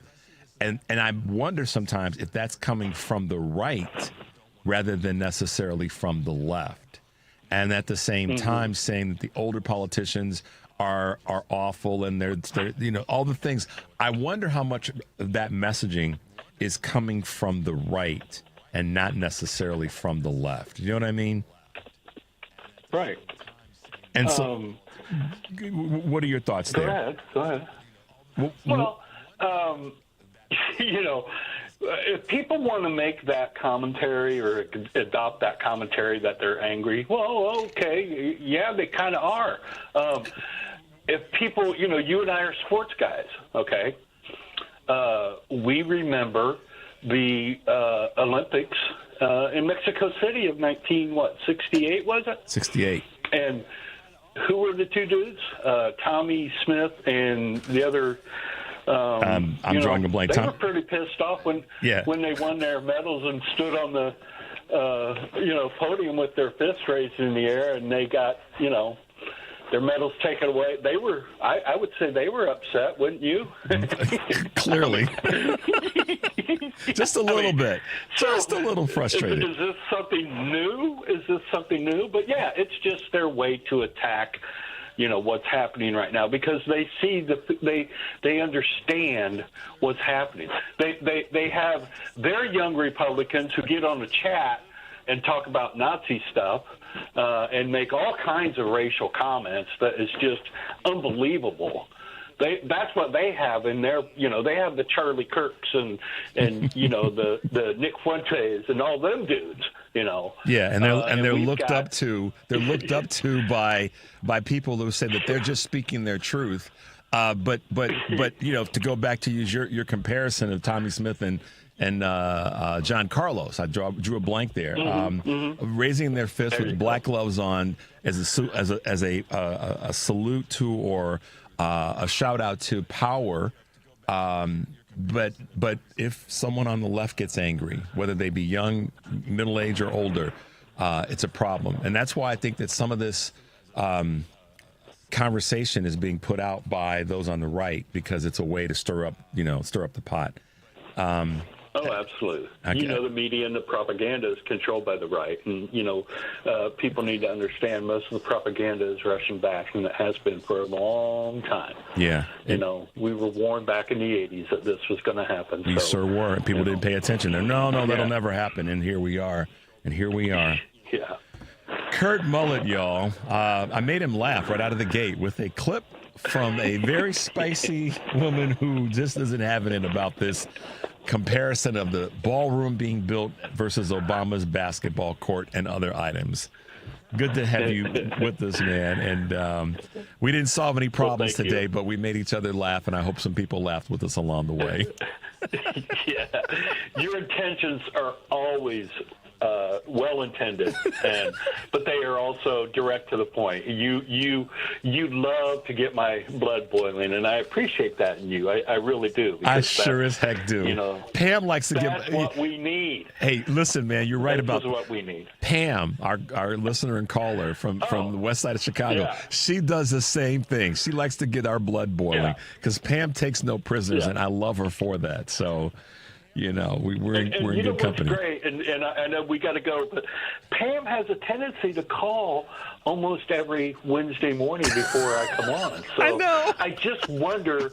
I wonder if she knows if she's doing that. I'd love to ask her that. Are you doing that on purpose, Pam? Because if you do, I love you even more. Well, listen. All right. So here's the setup. We'll try our best. I'll put it out to Pam if she's listening now.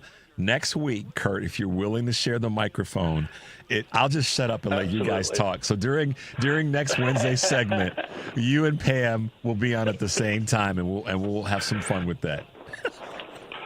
I'd love to do that, but I know you're not going to shut up. Well, I'll try, but I'll laugh a lot. Oh, I'd love to. That's something that I would love to do, because I think interaction with some of your callers is, I just appreciate them so much, and I would love to share the mic with them. So we'll set it up, buddy. We'll see if we can put that together. All right, man. Good to hear your voice. Glad you're well, and we'll talk soon. Have a great week. Okay. All right. Bye now. Take care of yourself. You too. Bye. All right. We're listening to Choose Views on WCPT AM 820 in Chicago and WARR from Warren County, North Carolina. I'm Richard Chew. We'll be right back.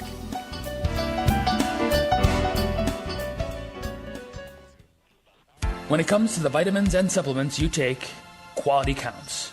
If you have questions or concerns about the vitamins you plan on taking, we're happy to help. Mark Drugs, better health and care for you and your pets.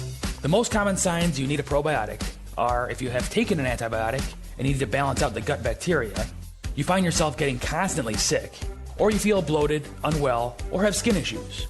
We carry high-quality probiotics at our pharmacy, such as Florastor, Floragen, and what I refer to as the Silver Bullet, Orthobiotic, which combines multiple strains of beneficial bacteria and friendly yeast to stimulate optimal gut flora.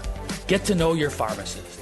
Caring for you, your family, and your overall well-being is what our pharmacists at Mark Drugs stand for.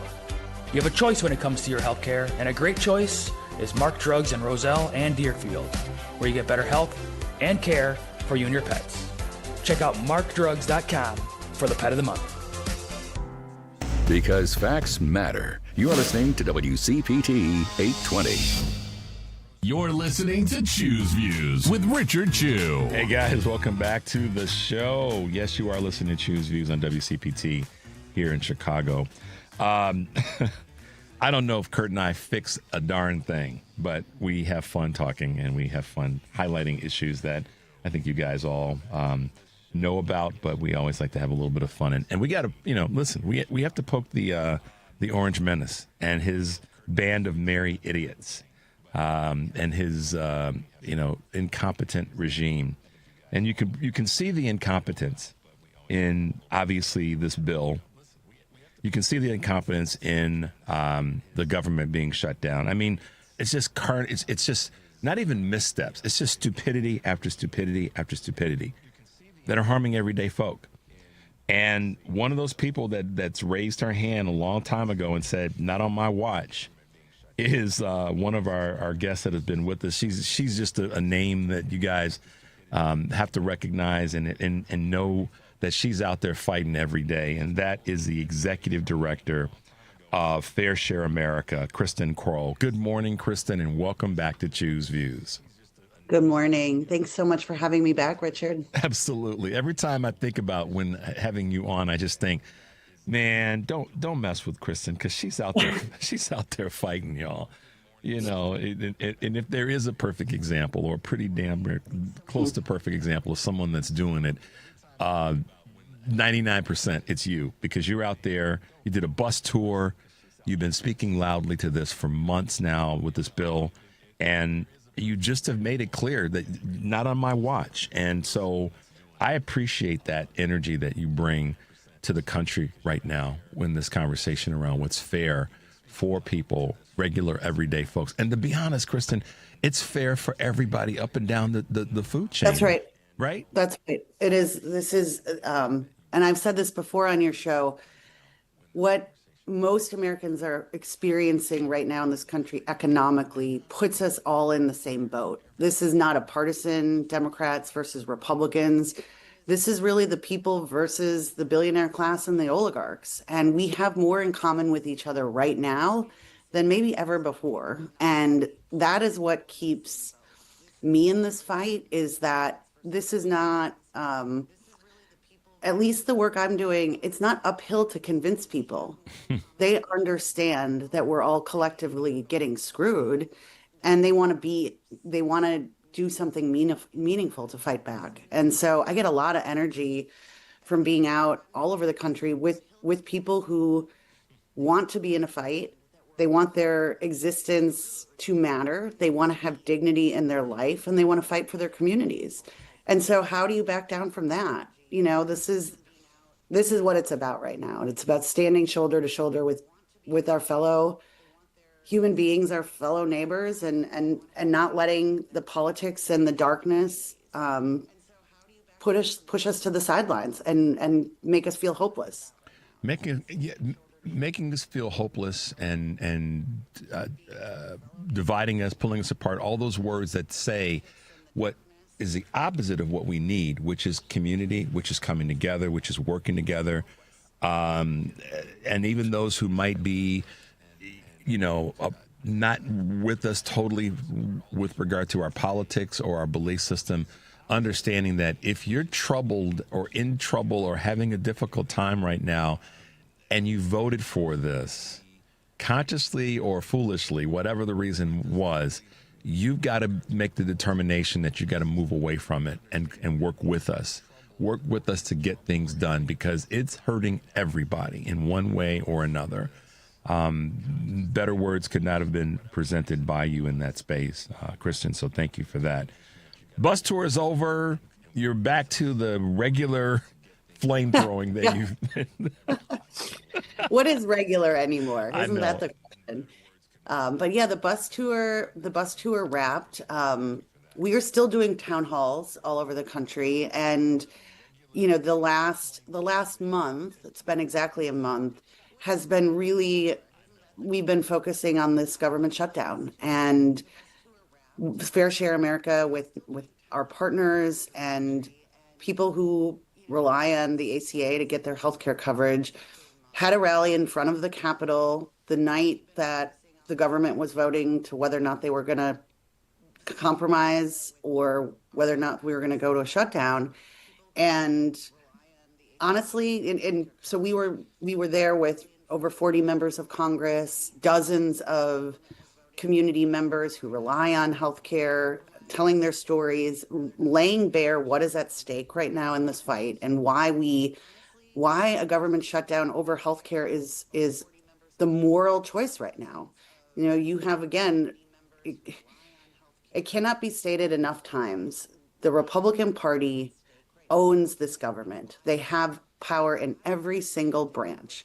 So it is incumbent on them to negotiate with Democrats. And what's at stake and what the shutdown is about, at least from my perspective, is about the ACA premiums and negotiating whether or not the government is going to fund them so American public can keep their health care without jacking up their prices to a place where they can no longer afford health care. And again, we're in, I think today's day 30, and there's a looming deadline. November 1st is when I believe over 25 million Americans go back to the marketplace, and they're going to see that their premiums have skyrocketed. We're seeing reports of folks that pay $300 a month right now for their health insurance are looking to pay over $1,000 a month.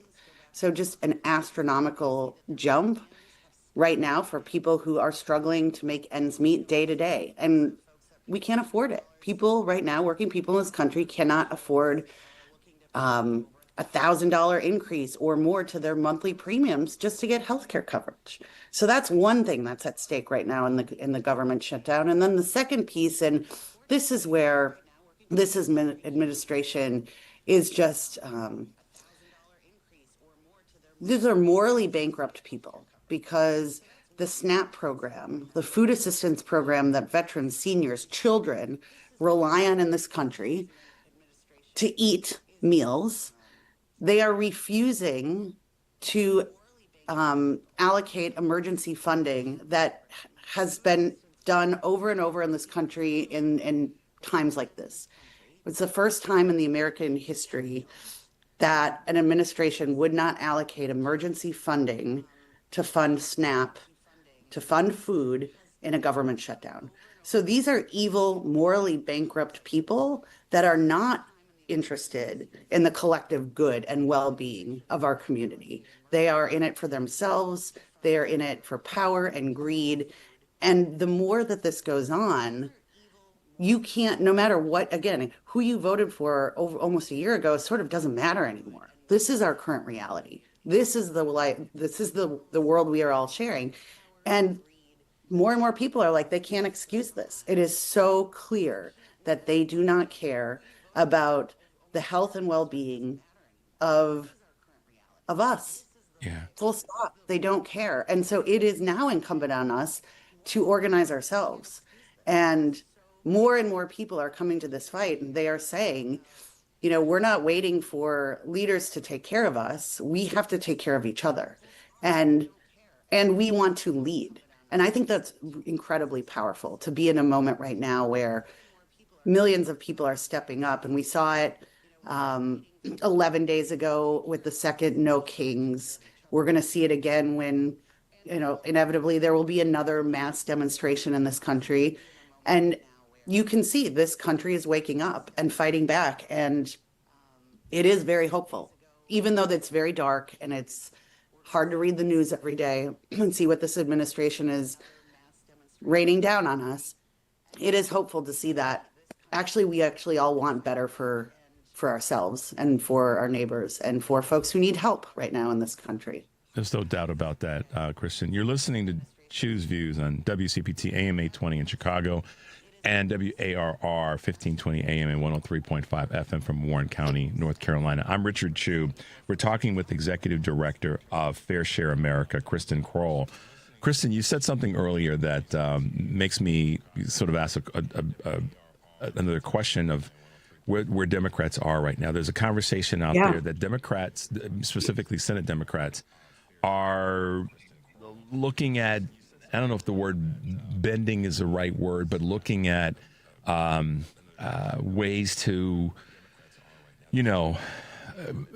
help this go away. And I think that some of the pressure that they're getting is coming from some of the furloughed federal workers and workers union. What's your take on that? What are you seeing there? Is it because I read a report that some of the federal workers unions are urging Democrats to have a clean, continuing resolution to reopen the government. And to me, it sounds like that they're trying to push the Democrats to give in a little bit to reopen the government versus how the ACA impacts the other side of this. Do you know what I'm saying? I do. And I've been, I'm actually in Washington, D.C. right now and watching again, I think it is now 14 times that there has been a vote on the Senate floor that Senate Democrats have voted down. And I feel like the Democrats have been incredibly disciplined and incredibly clear that the Republican Party's not going to work right now. There is no place to negotiate. And there is no good faith. Hey, let's get a delegation of several Senate Republicans and several Senate Democrats in a room with Leader Thune, Republican, and sit down and talk about how do we reopen this government? How do we make sure that we are funding SNAP and that we are funding healthcare? Those are the two major demands of the Democratic Party and the allies that I work for. They refuse to negotiate. And I'm very sympathetic, and it's actually that makes me sound crass. It's not just sympathetic. There's so much hurt going on in the world right now. So when I read the statement that was put out, I believe it was 24 hours ago by AFSG around urging we want to go back to work. We want workers to get paychecks and go back to doing the work of the people and serving our country. I get that. But if Democrats do not leverage every single thing they can to try to force a negotiation, they're just going to be voting for all of these cuts. They're going to be enabling the Republican Party to just wipe away.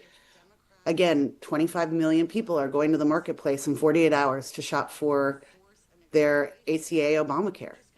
And 42 million Americans are going to be impacted by no continuation of SNAP. That's right. And that's just those again, when we saw the impacts of the big ugly bill, again, it was 20 million people were going to be thrown off Medicaid. We saw hundreds of millions of cuts to Medicare. This has just been a full-on assault to healthcare, period, in this country. And I think the Democrats are in line with where the sentiment and values of the American people are right now. If you look at the public polling, I can tell you two things. One, I'm out on the ground, and so I see it in real life. The American public wants the Democrats to stand up and fight for healthcare and fight for food assistance and fight back. But then you also see it in the polling. Independent voters in this country, 2-1, blame the Republicans for the shutdown. So there's no moral, in my view, no moral mandate for Democrats to go give away more. They're not negotiating in good faith. Going and voting, that's the point. They're not negotiating. There's no deal to say, okay, well, we're gonna make some compromises, but hey, we can live with X, Y, and Z because we're going to reopen the government, put people to work, fund SNAP, get this thing going again. There's no table to have a discussion at. And I mean, I think that is, I don't think the Republicans want to negotiate, period. The cynical part of me, and I try not to lean into being cynical because we do need to stoke hope and vision for something better, but I don't think the Republicans care one way or another if this government reopens or if millions of people lose health care, and they certainly don't care about poor people getting their SNAP assistance. Well, because right now, their only play is to keep blaming Democrats, but not to fix the problem that they actually created and have the numbers and the levers to fix it. This is where, candidly, I'm pushing so hard to remind everybody as much as I can, Kristen, and I know you're right on the ground, is that the message is wrong. This is not the Democrats' fault. To say that because Democrats won't basically take off the table ACA funding, and that's the reason we have the government shutdown, is a big A lie. Because that's not the Democrat. It's the opposite. Democrats are fighting to get that in place and keep it in place. And that's why the Democrats are holding the position that they are. That's different from using it as a way to say they're not letting us open the government back. No, and federal government workers, I get it, like Kristen just said. At the same time, it's not the Democrats that are holding up this ship leaving port. It's the Republicans. That's right. The media, the national mainstream media is doing a poor job of articulating that. They just are, and they're taking these little sound bites from Republicans. I mean, I saw with what's her name, Margaret Brennan, how she went after Hakeem Jeffries the other day, and it was insane that she went after him that way, but not going after any Republicans with the same energy and frustration. And that's part of the problem right now, is that mainstream media is not, and once again, telling the truth when it comes to what Republicans really are doing and what they actually have control over to fix this. Well, the good news is it doesn't matter what mainstream media is saying. The American public's not buying it. They are placing blame on the Republicans. And so, I mean, we just keep up the drumbeat. And for folks who are listening right now, one of the most impactful things, and mainstream media, let's set that aside, because most people right now are looking to their friends and family. They're looking to their posts on Facebook and social media to see people like them telling them what is going on. We trust each other right now more than we trust, traditional media. And so as millions of people are experiencing hardship, are going to the marketplace, are getting premium increased letters in the mail, we're just urging everyone to share your stories, make them see the harm, show our faces so that they cannot just paint this as a Democratic, the Democratic leadership refusing to negotiate. That's fundamentally false. And millions of people are at stake. As you mentioned, over 40 million people alone, which is a number, again, like, how do you think about stepping up and replacing food? How can we collectively as a community create enough of our own food banks to feed 40 million Americans? Yeah. That's bananas. Like, my son is an elementary school kiddo in the city of Chicago. Yep.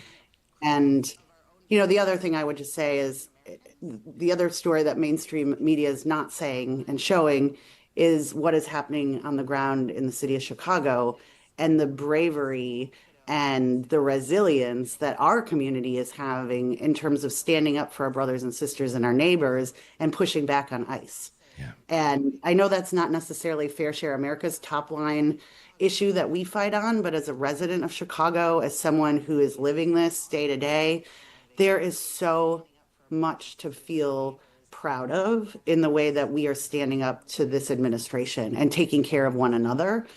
But I'll just share, there in my child's kid, and there are at least, we are trying to feed 20 families that right now do not feel safe leaving their homes to go grocery shopping. And it is a group effort.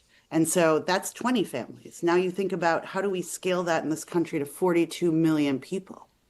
It's not possible. And then you have this, this administration sending $40 billion to bail out Argentina when our own American farm workers have crops rotting in the field. I mean, you broke down the list pretty well. I mean, I'm going to read this to you guys in case we've forgotten. $170 billion for ICE, $117 billion for in tax cuts for the rich, $40 billion to Argentina. What about America First? $250 million for a ballroom, $230 million in DOJ payments to Trump potentially, and $172 million to Kristi Noem's jets, and $100 million on golf. But we can't take care of but food stamps are the problem. And SNAP's the problem. And it's upside down. And what everyone needs to also understand is the SNAP program, yes, there is the direct benefit that the folks who need it can go access food and they can eat and not starve. That's one piece. But SNAP also pays for our economy. For every dollar invested in SNAP, there's over $1.50 that goes back into the economy to support grocery stores, to support farms, to support purchasing power. And so it is not just a simple abandonment of the folks in need. It is throwing the towel in our own economy that keeps our local businesses, keeps our grocery stores, keeps our farms. People complain about taxes. Economically whole. Yeah. And then to your point about this in terms of Fair Share America, people talk about taxes being whatever they are in terms of not right for everyday people. And that's true. But this is the other part of this in terms of individual taxes. When these types of dollars are not available to go back into the economy, we're a consumer-driven economy. I've said this hundreds of times. When those dollars are taken away and don't go back into the economy that people live in, where's the money going to come from? And then inevitably, taxes are going to have to go up because the funding sources that are there to be support systems, to be those anchors in many cases, haven't been there for a while. So now what's happening? We got to. I've said this for the longest time, Kristen, and you can appreciate this as someone that's been involved in sports. Surgeons don't want to cut into the muscle. They want to. You want to cut away the fat, but if you cut too deeply, you're going to cut into the muscle. And when you cut into the muscle, that's a longer period of time to repair and to recover from. And so that's what this is doing. It's cutting into the muscle of the United States of America. It's not cutting away fat. It's cutting into the muscle. And that's a problem. It's a massive problem. And even, going back 40 years, I mean, we used to have an income tax rate that was, in the 80s, it was slashed 30 percentage points. So we are already operating well under what this country economically had in my lifetime. And so you've already cut that. Then you already give another $1 trillion away to the ultra rich. What the hell are they doing with all this money? Why do they need all of this money at our expense? They don't. They're not going to have enough to. It's at some point the consumer-driven economy that got them to the point of being in that uber wealthy status. The companies and the individuals aren't going to be there, and it's frustrating. But I also want to come back to something that you said, and that we've got to stay continually marching on with, and that's what do we have to do? What's the message that you, Kristen, and I have to keep putting out to people so that folks stay in the game and stay focused and stay positive about where we're headed? That's got to be the other bucket of water that we're carrying right now. And what are your, being on the ground, being so involved like you are, what are some of your observational points of recommendation in that space? Well, right now, I think the collective wisdom coming from the ground is we've got to do two things. We have to do two things, and we have to be relentless about them. One, we have to take care of each other, and we have to hold each other up. There are people that want to help each other. They want to do the mutual aid. They want to drive their neighbors to work if they don't feel safe. They want to bring, food into replenish the food banks. I mean, right now, that's the number one thing that I would say. If you can help get food to people in need right now, as we head into the holidays, as folks are, 42 million people are about to lose health or about to lose their food, we can stand up and help each other. And we can make that commitment that not on our watch are we going to let folks suffer if we can help it. And then number two, we have to continue to make it political and educate our neighbors and friends about what's going on. And it does not have to be, no longer do we need to do a blame game about whose fault it is in terms of the voters of why we're here. Set that aside. That doesn't matter. This is our reality now. This is the world we live in. And we are going to need every single person to work together to chart a new path for this country. And it can be done, but we have to put the blame where the blame properly goes. It is on the billionaire class. It is on the Republican leadership in this country. Don't blame each other, because that's the game they want us to play. They want us to fight amongst ourselves while they get away with this. Talk to each other, organize. There are, Fair Share America is one of the things that we've heard loud and clear is that folks want more job descriptions in the movement space. They want to do more. And so we are, in the next about month or so, we're going to be rolling out something called America's Core Team, where it's a guidebook on how to, if you are just a regular person at home and you want to do something, it's going to be a manual on how you can become a community organizer, how you can have a leadership role. Do we listen to Kristen? Oh, no. Kristen, if you're still there, hold on, my dear. I don't know if we lost you or not. America's Core Team. If we lost Kristen, I'm going to put it out to her now, and I'll get with her offline. Have you back in the next few weeks to talk about that. I don't know if we lost Kristen or not, but that was our good friend Kristen Crowell, who is the executive director from Fair Share America. And as you can hear in her voice, she's passionate about this, as am I, and I'm so grateful that she's been a part of this show, and we want to continue to amplify the work that she's been doing. Her voice is strong, guys. She's on the ground. She did the bus tour, if you guys remember, and she's one of those people who just is relentless in this space. So get with her. Make sure that she knows that you're out there. You can go to their website, which is fairshareusa.org. They are a powerful voice. You can follow Kristen on social media. Her last name is spelled Crowell. Follow her. When people talk about what can be done and what we need to do, she's at the tip of the spear. So that's your homework assignment for today, you guys. Thanks for being with us. Thanks to my man Kurt Mullett for being with us. Thanks to Maya Solis for the wonderful event that they're putting together here in Chicago, the race for the dead. But we got to be alive, y'all. Take a deep breath and make your life count. We'll see you tomorrow.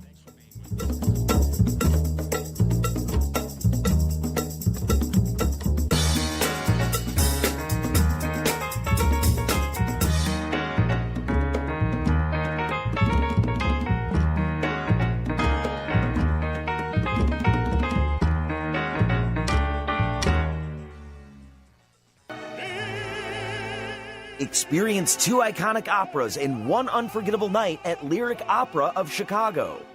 Cavalleria Rusticana and Pagliacci, November 1st to 23rd. Don't miss world-renowned tenor Russell Thomas as the tormented clown in Pagliacci, in an operatic pairing where passion, betrayal, and raw emotion take center stage. Just 8 performances. Tickets at lyricopera.org.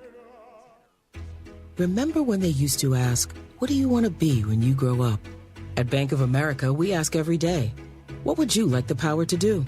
When you work here, you help build businesses, inspire communities, and forge legacies. And now we've raised our U.S. minimum wage to $25 an hour. So the opportunity to do more also comes with competitive pay. Learn more at bankofamerica.com/25. Bank of America, proud to be an equal opportunity employer. Fall is here and colder nights are on the way. Is your home ready to stay warm and energy efficient? Green Attic is Chicagoland's trusted expert in attic insulation, spray foam, crawl space encapsulation, and mold remediation, solutions that seal in comfort and cut down on high heating bills. If your upstairs feels drafty or your heating system is constantly running, your attic may be to blame. Their team helps balance temperatures and reduce energy waste from the top down. They also offer full-service roofing through Green Attic Roofing, covering asphalt shingles, flat roofs, premium roofing solutions, and solar panels. Every project comes with a 10-year labor warranty and instant online estimates to help homeowners replace aging roofs before winter sets in. With over 15 years of experience and over 1,000 five-star reviews, Green Attic delivers real comfort season after season. Visit greenattic.com for a free installation consultation or go to greenatticroofing.com for an instant roofing estimate today. Protect your liver and give it the support that it deserves with Active Liver from New Nordic. Find Active Liver in stores at your local CVS, Meijer Grocery, or online at Amazon or newnordicusa.com. AP News, I'm Marcela Sanchez.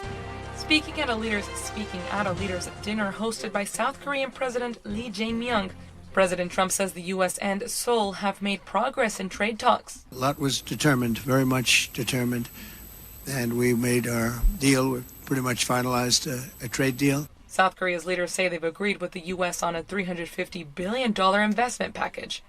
It would be divided into $200 billion in direct cash payments and $150 billion in shipbuilding investments. U.S. tariffs on autos would also be lowered to 15%. And tomorrow, Trump will be meeting with Chinese President Xi Jinping in South Korea and says he's optimistic about the talks ahead. Tomorrow morning is the one that most people find the most interesting, and I think we're going to have a great meeting with President Xi of China, and a lot of problems are going to be solved. Israel's military says the ceasefire was back on in Gaza after it carried out heavy airstrikes overnight across the Palestinian territory. Local hospitals report more than 100 people were killed. Speaking to reporters aboard Air Force One, Trump defended Israel's move, saying Israel was responding to Hamas killing an Israeli soldier. They killed an Israeli soldier, so the Israelis hit back, and they should hit back. When that happens, they should hit back. Hamas has denied being involved in that deadly shooting, and in turn accused Israel of violating the ceasefire deal. Elon Musk has launched Gruckopedia, a crowdsourced online encyclopedia that the billionaire seeks to position as a rival to Wikipedia. And in Mississippi, monkeys being transported on a highway escaped captivity yesterday after the truck carrying them overturned. In a post on Facebook, the Jasper County Sheriff's Department said all but one of the escaped monkeys were killed. It was not clear how many were originally in the truck. More on this story at apnews.com. This is AP News.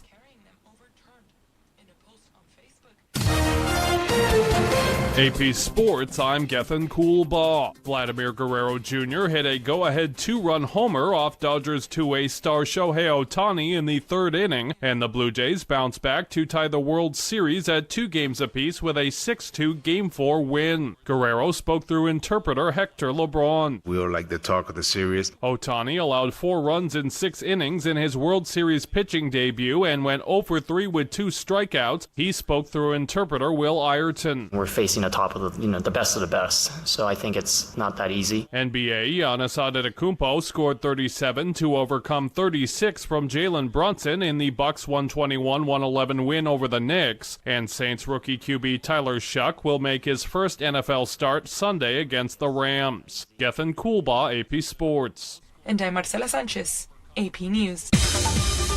This is 820 AM, WCPT Willow Springs, and streaming worldwide at WCPT820.com. We are Chicago's progressive talk, where facts matter. Now, your WCPT 820 weather update. From the Weatherology Weather Center, I'm meteorologist Jennifer Wojcicki. Skies will become mostly sunny here for today with a high into the mid-50s. Breezy northeast winds around 15 to 20 miles per hour, gusting as high as 30. Then for tonight, partly cloudy, a low near 45. By Thursday, mostly sunny, high around 56 degrees. And Friday, partial sunshine, high 55. Saturday, slight chance for rain late, a high around 52. That's your latest Chicago weather update. Currently, it's 48.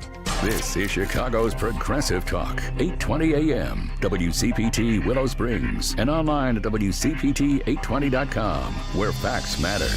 If you're drowning in debt, you need to call Team Hochberg, your trusted local lender, about a fresh start debt consolidation refinance.